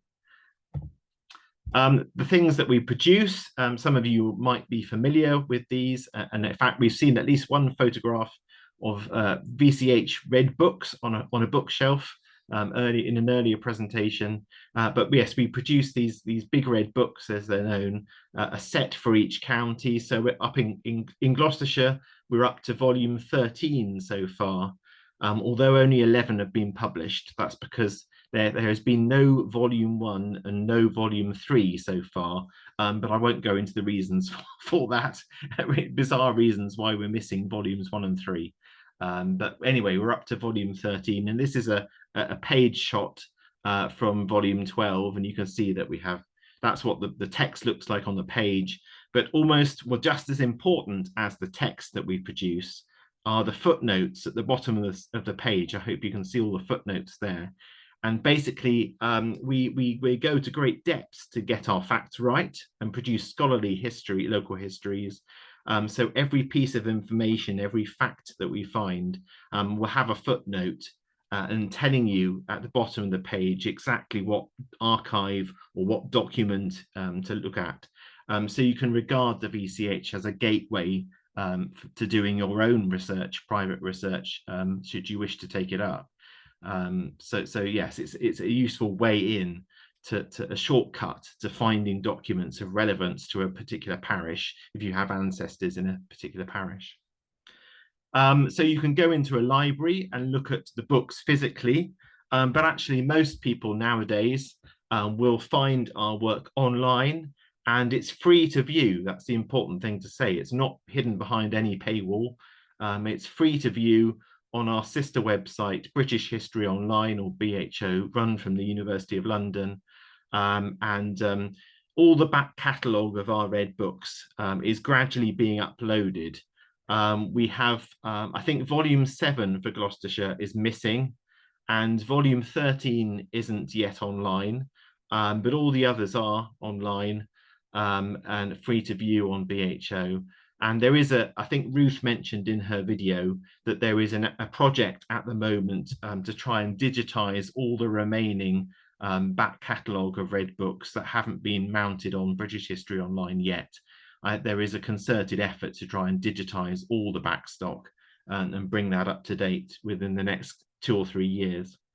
But this is Bromsberrow, the very first parish I ever wrote the history of for Gloucestershire, back almost 20 years ago now, probably. But you can see this is what we produce, the detailed text, and we're famous for our manorial histories, listing all the owners of manors and estates, right from Domesday Book in 1086 right up to the modern day. And you can see I brought up this page to show you an example of how useful it is for medieval genealogists. If you're trying to get back with your ancestors before 1500, then the VCH really is the place to go, particularly if you have ancestors who owned any land before in the Middle Ages. And so you can see we try to give dates of death when they were known, and because estates got handed down through families, then also the family relationship between people, marriages and inheritance comes out in histories of our estates and manors that we write. So you can see the descent of property and estates through families right from Domesday Book up to the present day. And you can see that the footnotes are vital, telling you where the information comes from.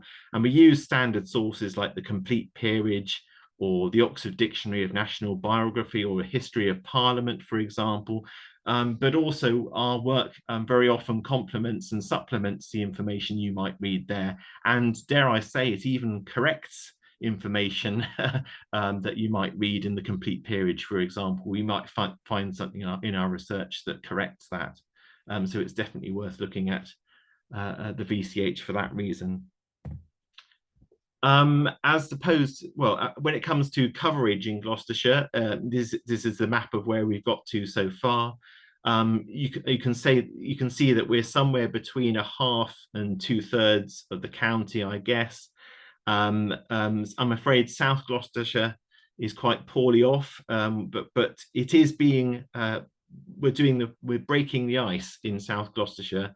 On our volume 14, you can see it's shaded in yellow. So the Yate and Chipping Sodbury district is being researched and written at the moment. We've also got 2 other books on the go, Cheltenham and District and Cirencester and District. So all the Cirencester parishes have been written, and I'm gradually uploading the last ones online. I'll tell you about our website where we put draft histories in a minute. But the Cirencester book we hope to publish in the next couple of years or so. So that will probably be the next one to be published as a red book. The Cheltenham book, we've still got people working on Leckhampton and Charlton Kings and Swindon Village. So those have yet to be finished. And then Yate and Chipping Sodbury, and we've got people working on Acton, Turville, Tormarton, Wapley and Codrington and Dirham. So those parishes are being actively researched and written up as we speak. And we have some sort of infant plans to go into Winchcombe. I think Winchcombe will be our next project after these 3 books are seen through. So I'm afraid if you live in Chipping Campden or Bristol or Yate or Dursley, I mean Dursley or Berkeley, I'm afraid you'll have to wait a few more years. We've still got to get round to you, but we will get there eventually. Yes, but I should say that the city of Bristol, there's no plans to cover the city of Bristol yet. I think that will have to be a separate standalone project in the fullness of time. Our draft histories that are written up for these volumes that we're working on, they're published online on our website. The URL is at the bottom, but we are not blessed with a pithy URL. So I suggest you just Google, just search online for VCH Gloucestershire and you'll find the web page. So West Littleton, which will be in our Yate volume, the draft is up there already, and you can see that Chipping Sodbury Town drafts are also up online for people to read and comment on in advance of book publication. Just quickly, all our parish histories are written to separate standardized chapter headings and subheadings. So we have 6 sections to each parish history. The introduction, looking at the landscape and the parish boundaries and the patterns of roads, railways, canals, population, settlement and buildings. The land ownership bit, I suppose, is the most important to family historians. As I said, it traces the ownership of estates and manors from Domesday Book up to the present day, if possible. Other significant estates as well. Economic history, farming and woodland management, but also fisheries, mills, crafts and trades. And then social history, trying to give a flavour of the social structure from the toffs at the top to the peasants at the bottom in the Middle Ages, I guess. Social life, sort of pubs and sports. Education, the history of schooling, but also welfare, medical provision, friendly societies, charities for the poor and poor relief, how the poor were looked after.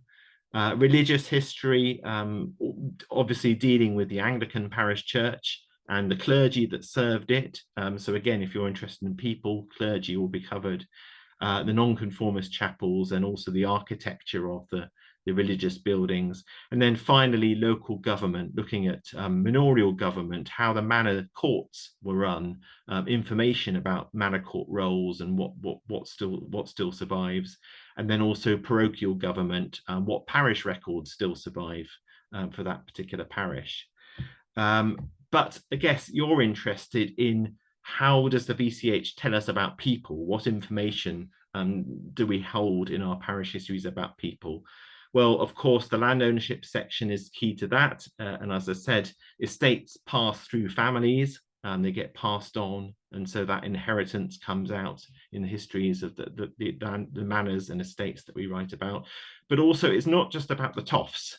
Because Gloucestershire was a farming county, an agricultural county. In the economic history section, we do bring out the history of farming, and particularly the farming families, and what families were particularly involved in farming, and which farms they're associated with, how large those farms were. But also the crafts and the trades that went on in that parish, and millers, for example, names of millers through history get mentioned in economic history. The social history, we bring out history of prominent personages, even celebrities mentioned. I've just finished writing about Jeremy Clarkson's farm in Chaplington in Oxfordshire, for example. Also education history, school teachers will get mentioned. And also donors of charities, people who gave parish charities. And then the religious history section, if you have any ancestors who were ministers or clergymen, then we try to mention as many clergy, as many vicars and rectors of churches as possible, and non-conformist ministers will get a mention. But also the patrons of livings, the people who actually own something called the advowson, which is the right to choose the rector or the vicar, the right to choose the priest. Those were sort of treated as estates that got passed on from people from generation to generation. So patrons of livings will also be mentioned in religious history. So that's a whistle-stop tour of what the VCH is and how it can be relevant to genealogy and family history. Do go and find our website. As I say, we don't have a pithy URL, but just search online for VCH Gloucestershire, and you can email me.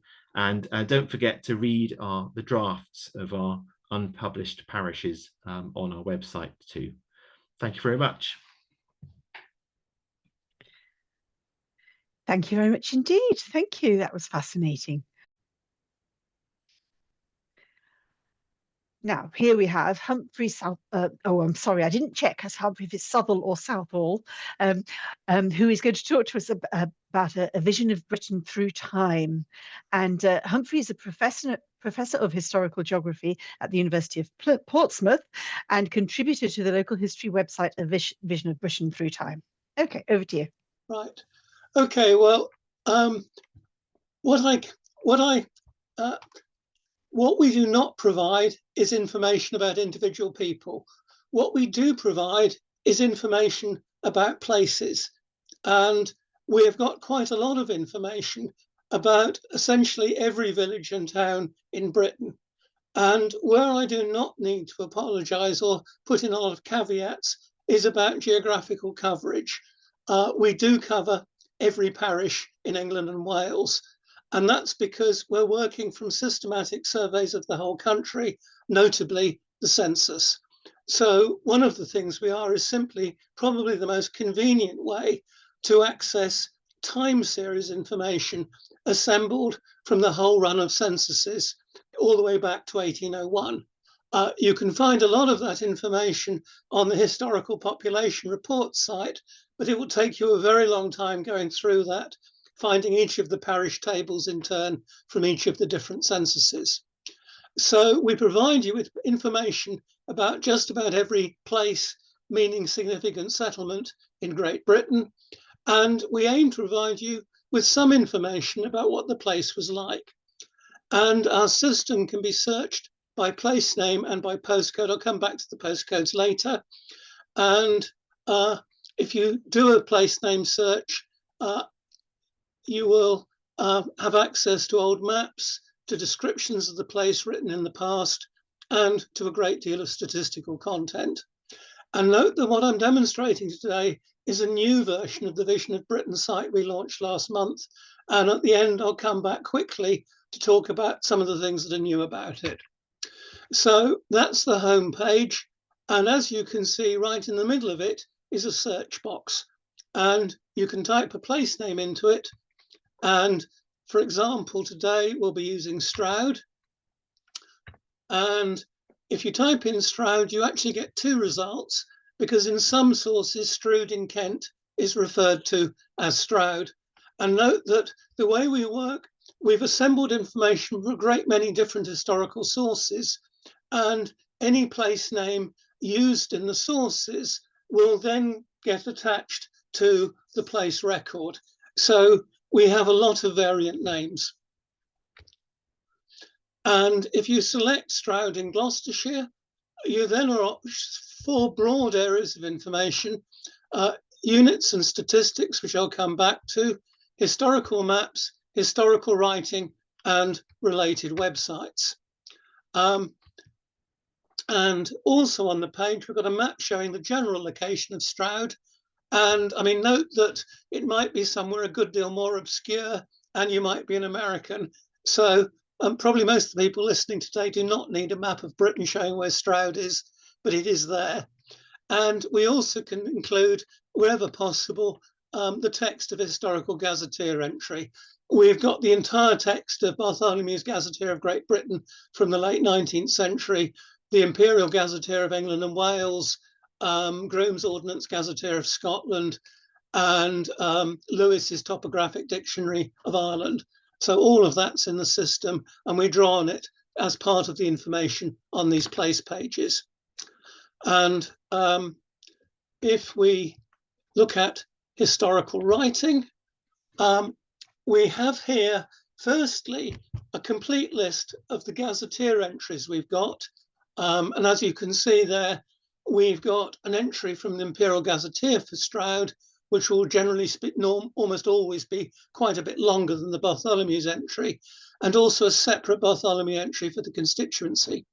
We've also got a number of places, basically hamlets, which are described as within or near Stroud. We also, down at the bottom, have travel writing about people who visited Stroud. And in this case, the highlighted entry, because it's got the most references to Stroud, is from the Chartist agitator Henry Vincent.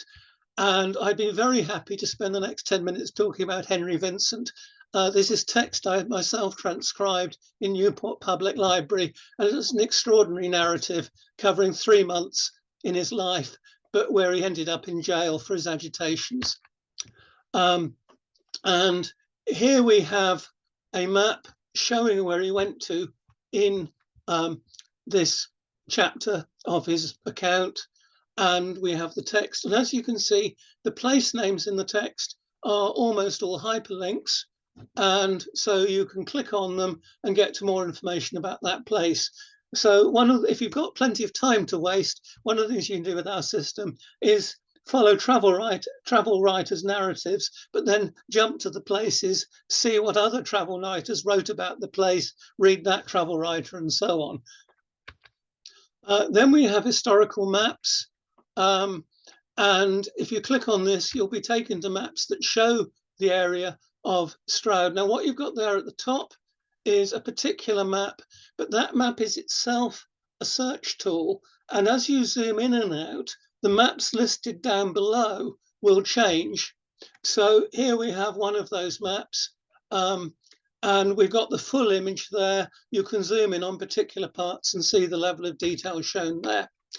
We also provide links to other websites. So in this case, we don't have, if possible, we include links to VCH. And given that the way the VCHs are organized by 100, the fact that we link through to parish entries from our parish entries may be an easier way into the VCH, particularly for some of the older VCH volumes. But as you can see there, we've got other links, including a link to the Wikipedia article, for example. And then we have our statistical data, and that's really the core of the site. And one of those is, as you can see there, there's a link saying Stroud through time, and that will take you directly to information about the modern local authority. And here we have the home page, not for Stroud the place, but for Stroud the modern district. And that's one key point to understand about our system. We have information about places which we see as relatively informal, but then we have separate entries for the various administrative units associated with each place. So we have the modern Stroud district, but we'll also have separately the 19th century Poor Law Union, for example. And we hold quite a lot of different kinds of information for these units. And that includes data, statistical data organized by statistical theme, but also information about the hierarchical relationship between administrative units. And the system, in fact, contains most of the information contained in Frederick Young's Guide to the Local Administrative Units of England. So this is actually very formal information about administrative hierarchies and legal relationships. This is picking the industry theme. And as you can see, because we're talking now about the modern district, but we've redistricted the historical statistics. So we've got estimates of the industrial structure of Stroud going all the way back to 1841, which was the first census to gather detailed occupational information. But if you, that was clicking on the link at the bottom of that page, which takes you direct to the modern local authority. But if you click on the units and statistics option, top left, you then get to this list of all the administrative units covering the area. And that's a scrolling list.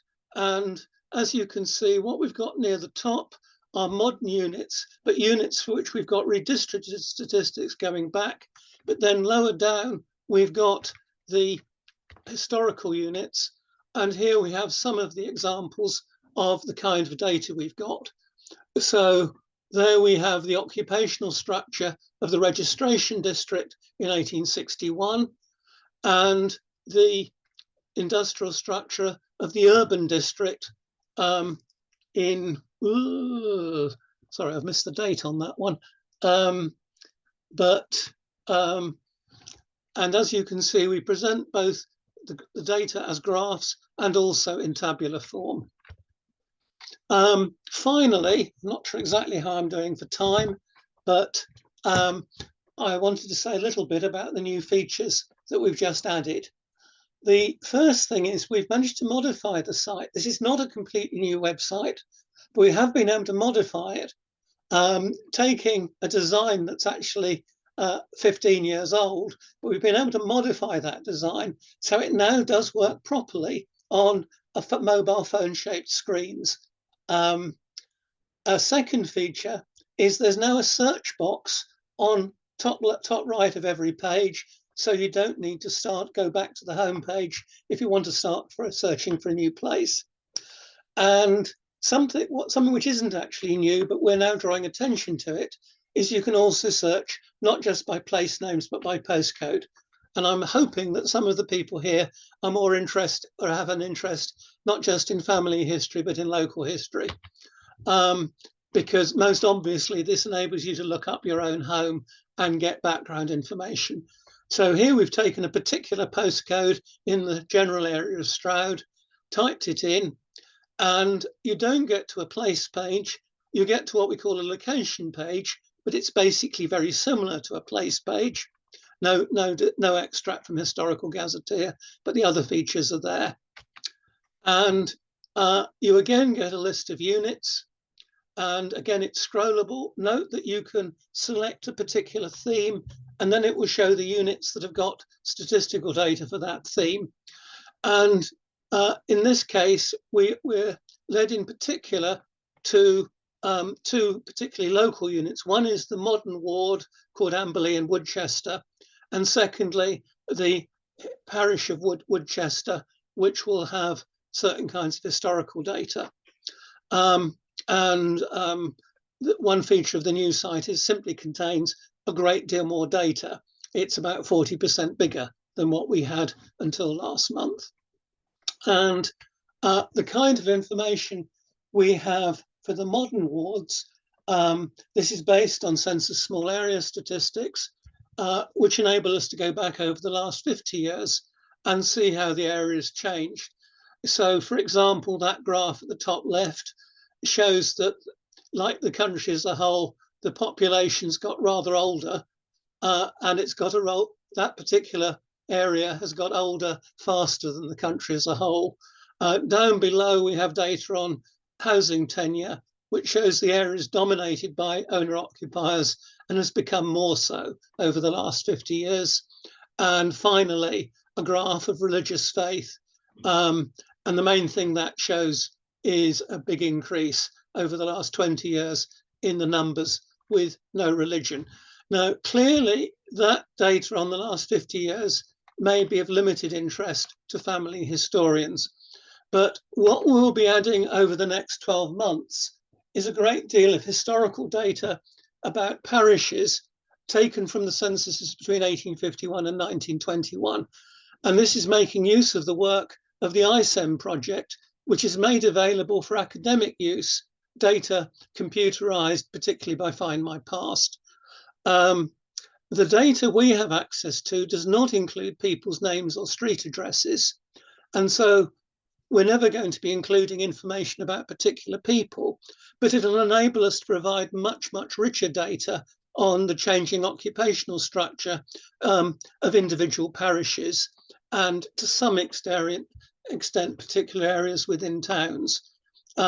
These units are already in our system, but the data the census reports provide and are largely limited to just basic population counts down at parish level.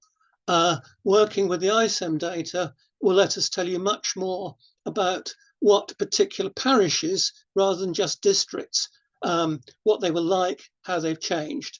So that's what's coming, but this is already a very rich system.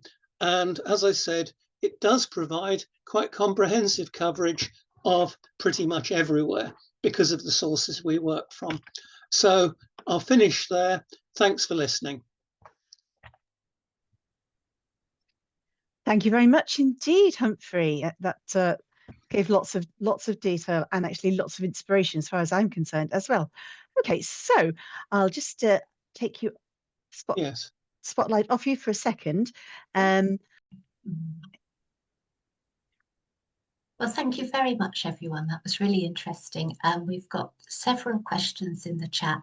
I'm going to suggest that maybe the best way is if we run through the questions, if you can help with an answer, just leap in and don't stand on ceremony. That would be great. So we'll start with quite a specific question that came in early on, talking about the parish of Rangeworthy.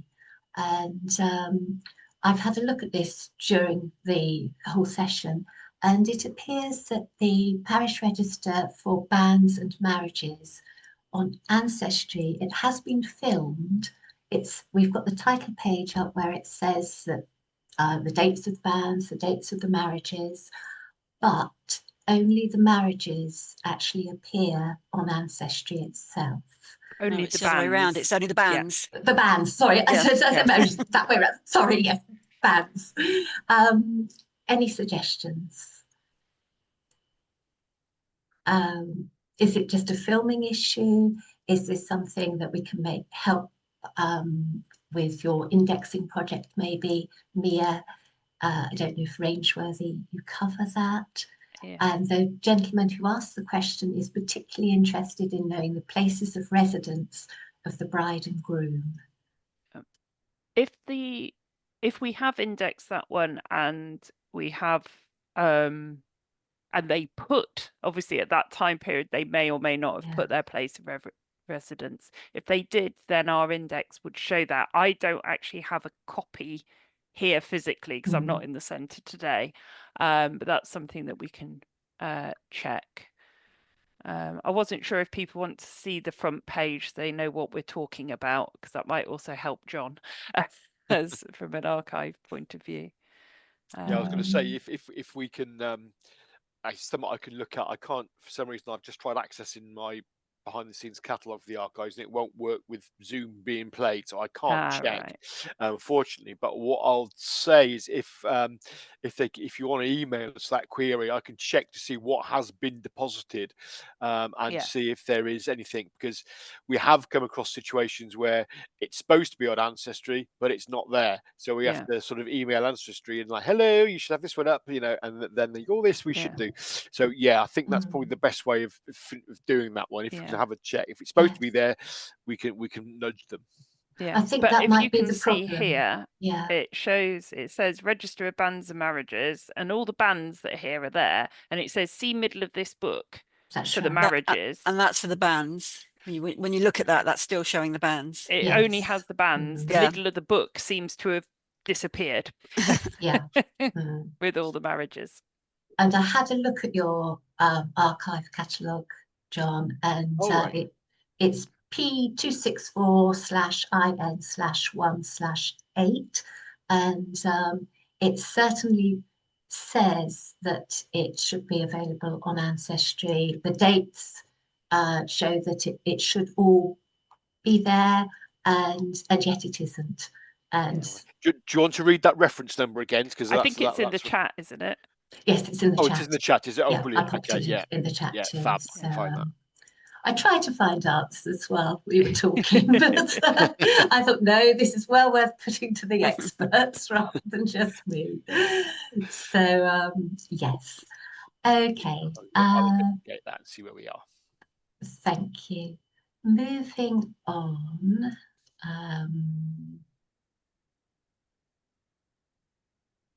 Yes. A Society of Genealogists question, Elsa.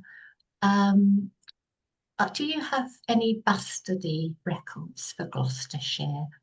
Some might have been transcribed within the parish register transcript, so it's always worth putting in various parishes that you're interested just to see. But I've had a quick look and there aren't that many, so it'd be better to perhaps look through the archives at Gloucester or through Family Search, looking through poor law. I don't think all the settlement certificates for the whole county have been indexed, have they, Mia? No. It's not a Gloucester project, no.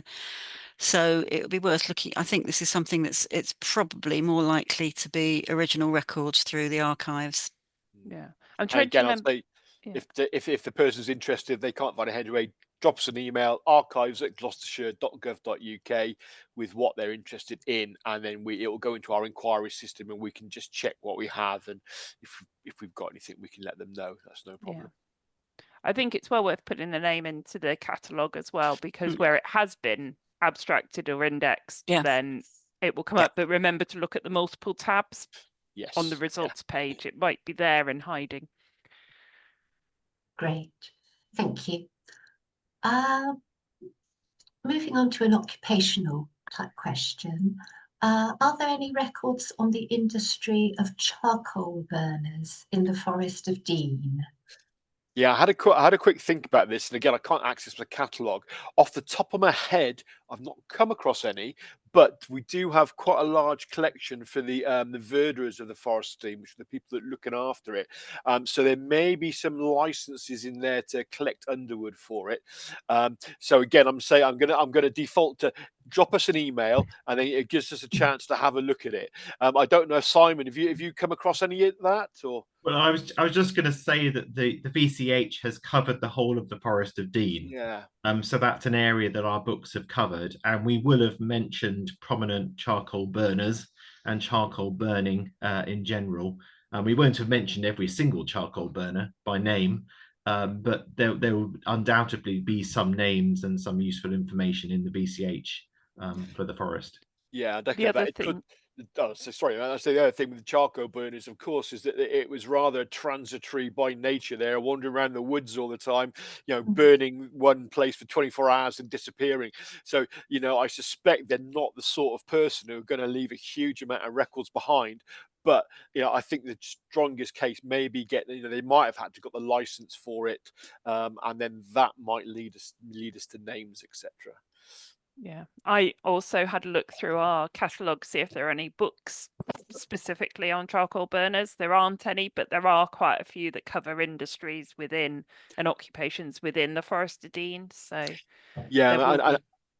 yeah, and another, it might be worth contacting the Forest of Dean Local History Society as well, potentially, because they'll do a little bit of research for people, So, if you ask them that question, they might say, "Oh yes, we've got loads," or "Nah, sorry, nothing there." So, Forest of Dean Local History Society, they are very friendly and approachable. I think also possibly the Gloucestershire Society for Industrial Archaeology. They've got a lot of information, and it's the kind of thing they may well cover. So You were going to say nerdy then, weren't you? But yeah, again, I'm as nerdy as they GSIA. come anyway. Yeah, so. GSIA would be another good place to look. You know, because say that there are various Yeah. people doing lots of little bits of individual research, and they might well cover charcoal burners, which of course is still going on today in the Forest and in Gloucestershire. Well, that's great. That sounds as with lots of leads potentially to follow up there. So thank you. Now, the next question is going to test my pronunciation, I'm afraid, for which I apologise profusely. How much do Gloucester and Gloucester, brackets, the Welsh Kingdom, overlap? I'll default to Simon on this one. Tag, you're it, Simon. From my point of view, to be honest, I've not heard of that Welsh Kingdom name, I must admit. And I don't think there is a huge amount of overlap in there, but you know, no, I mean, there is some overlap, but there was a Welsh kingdom called Ergyng, Ergyng, an early medieval Welsh kingdom called Ergyng, which might have extended into the Forest of Dean. And certainly the forest, the west of Gloucestershire has many more Brittonic or Welsh Celtic place names than the east. But I don't think there's a great overlap. And certainly by about 700, King Offa came and built Offa's Dyke, and pretty much all of Gloucestershire was Anglo-Saxon from the 8th century onwards. And from the 8th century onwards, Gloucestershire was divided between two Anglo-Saxon kingdoms.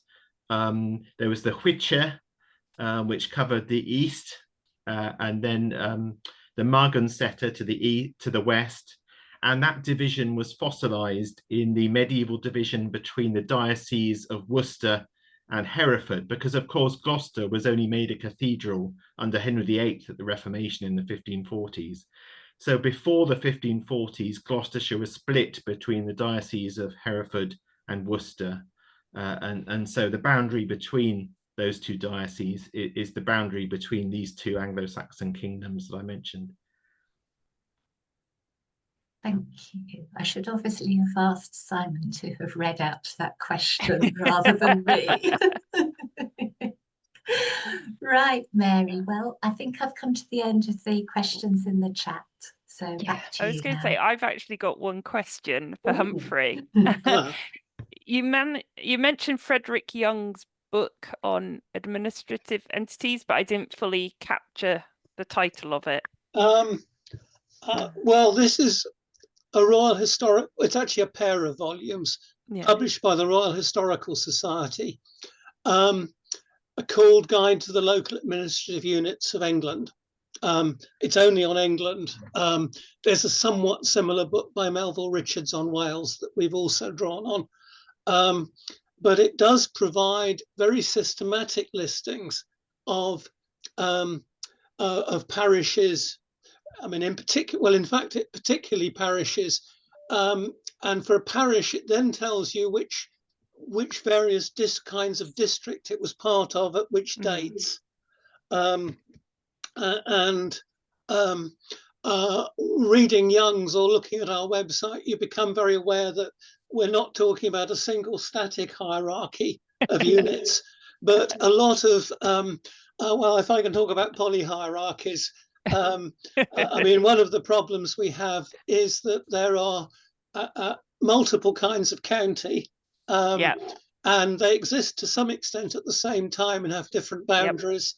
So I love registration counties to confuse people. I mean, so that because registration counties had no administrative function, they were just aggregates of registration districts. And for example, Chepstow Registration District contained quite a big chunk of the Forest of Dean, and therefore gets lumped into the registration county of Monmouthshire. And there's lots of things like that. The boundary where Gloucestershire, Worcestershire, Oxfordshire and Warwickshire come together, things are quite desperately confused, partly because of detached portions, but there's an extreme lack of consensus in the late 19th century was which county some of those parishes are actually in. Yeah, I'm doing a talk on boundaries at the start of October for the SOG, and I went, oh, there's another resource I want to look at. Yeah, no, well, we those books. I mean, our project began as being about building geographical information systems, I mean, so it's centrally about computerizing boundaries. And I mean, part of the point is when you type a postcode into our system, what happens to it is it gets looked up in a table which converts it to an Ordnance Survey grid reference. And then we've got a very large collection of boundaries held inside our database. And we look to see which boundaries the point given from the postcode falls into. And you're then seeing a listing of those units. Yeah. So you don't at that point see the boundary polygons themselves, but they're very much being used by the system. Yeah. Now I'll be in touch about using screenshots of your website for my talk because it's a really good route in. Okay. Excellent. Thank you very much. Thanks, Mia, for asking that question. And Elsa has put in the book reference into the chat, and I've also put in a link to it's available on the Internet Archive, at least volume 1 is anyway. Ruth has also put in a link, which I think you did put in earlier as well, Mia, to your talk on administrative boundaries and your English ancestors, which is in October. Okay. Well, it's not on the Internet Archive because it's still actually in copyright, but volume 1 is Northern England, volume 2 is Southern England, published by the Institute, published by the Royal Historical Society. We've got both in the library at the SOG. Ah, marvellous. So there we go. Yes. And it is on the Internet Archive, but you have to log in and borrow it. Oh, right. But it's a borrowing one on the Internet Archive. Yeah, indeed. Okay, right. Well, on that note, I think we'll say thank you very much indeed to all of our speakers. It's been really interesting. We've had lots of thanks coming into the chat. And so I shall end the recording at this point. Thank you very much indeed.